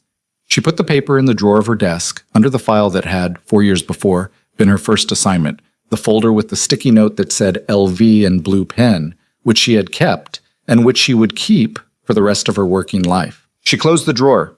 She closed her door. She cried for 15 minutes, which was the first time she had cried at her desk since the morning after the museum benefit, and Denise, who was at her own desk outside, knew and did not come in, and made sure nobody else came in either, which was the kind of thing Denise had done for Marcus for 22 years and would now do for her for however many years were left of Denise wanting to work, which turned out to be 9 more. And then Denise retired to a small house in the Poconos with a woman she had been quietly with for 30 years, whom Lena had never met, and who turned out to be, when Lena finally met her, a retired school teacher with a loud laugh and a garden full of tomatoes. Babashi. Lena ran the council for 11 years. She did not marry. She did not marry. She was, for most of those 11 years, too busy to make the kind of choice about a man that required sitting still. In the 12th year, at a dinner at Oriana's apartment, she met a man named David who made furniture in a shop in Red Hook, and who did not know what she did for a living for the first 4 months she was with him, and who, when he found out, looked at her for a long moment and said, "Huh," and then asked her if she wanted another glass of wine. They were together for 6 years. They were not together after that, in a way that did not hurt either of them very much, because they were both, by then, old enough to know the difference between a love that had ended and a love that had completed itself. She kept the chair he had made her. She sat in it, in her apartment, every Sunday morning, and read the paper. She did not see Adrian again. She heard about him, in the ordinary way one hears about people one used to know. He remarried, eventually, to a woman he had met at his brother's second wedding, a pediatrician from Boston named Teresa, who had no idea who he had been and who did not particularly care to learn. They had 2 children. He was, by all accounts, a good father, which was a word Lena would not have predicted for him on the night of the papers, and which she was, by the time she heard it, glad to hear. She did not begrudge him the second chance. She had, by then, come to understand that begrudging other people their second chances was a way of refusing your own. Her mother lived to 79. She died on a Sunday afternoon in the same kitchen where she had made the meatballs, with Lena on one side of her and the retired principal from across the street, who had, in the intervening decade, become her mother's companion in a way that was never quite defined out loud, on the other. It was a quiet death. Lena had not known a death could be quiet. She had buried her father at 17 in what had felt like a storm, and she buried her mother at 38 in what felt like a long afternoon. And the long afternoon was, she decided on the drive home, the better way. She kept the wooden spoon. She used it. It still had the burn on the handle. She was 51 years old on the evening of the anniversary. Not the anniversary of the wedding. The anniversary of the night in the penthouse. She had not marked it for a long time, for many years in a row, because marking it had felt like letting it matter, and letting it matter had felt like a failure. But at 51, she had started marking it quietly, the way a person marks the day they came through a surgery. She bought herself a small bouquet of daisies from a bodega on her way home from the office. She put the daisies in a glass on her kitchen table. She made a simple dinner. She sat down. She ate. Halfway through the meal, she stopped. She looked at the daisies. She looked at the kitchen. She looked at her own hands, which had, over 25 years, become hands she knew, lined, steady, capable of the work she had taught them. She thought about the woman who had sat on the floor of a rented apartment in a wedding dress and had not known whether she would ever eat another meal she wanted to eat. She thought about the cab driver in the Mets cap who had said, "Get in.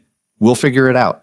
She thought about Paul Albright, who had died of a heart attack in his office at 71 with his shoes off, the way he had always worked. She thought about Marcus on a train to Vermont.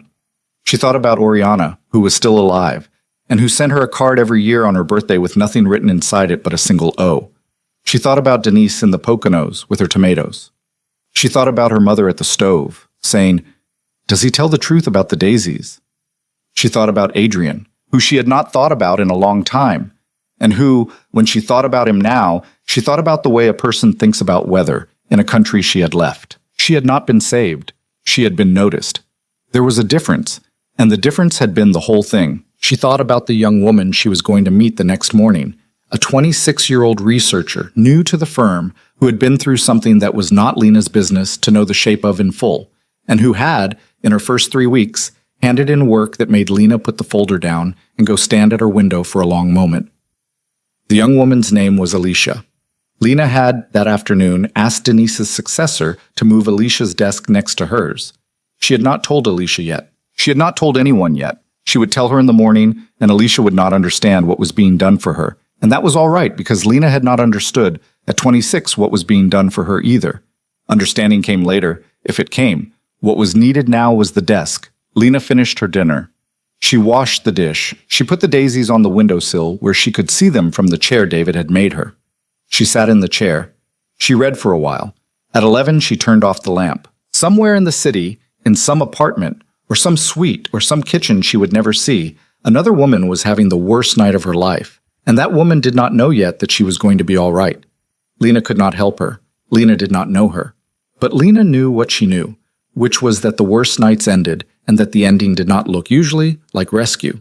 The ending looked like a cab driver in a Mets cap, and a lawyer with old blue eyes, and a letter slid under a door by a man who had lost a sister, and a wooden spoon with a burn on the handle, and a seat at a table that somebody else had kept warm or cool on purpose. For you. The ending looked like a life you built out of things other people had thrown away, and the throwing away, in the end, was the only gift they would ever give you, which was that they had shown you, early, what you were not going to be. She had not been saved. She had become. That was the whole difference, and it was all the difference there was. She turned over. She closed her eyes. She slept.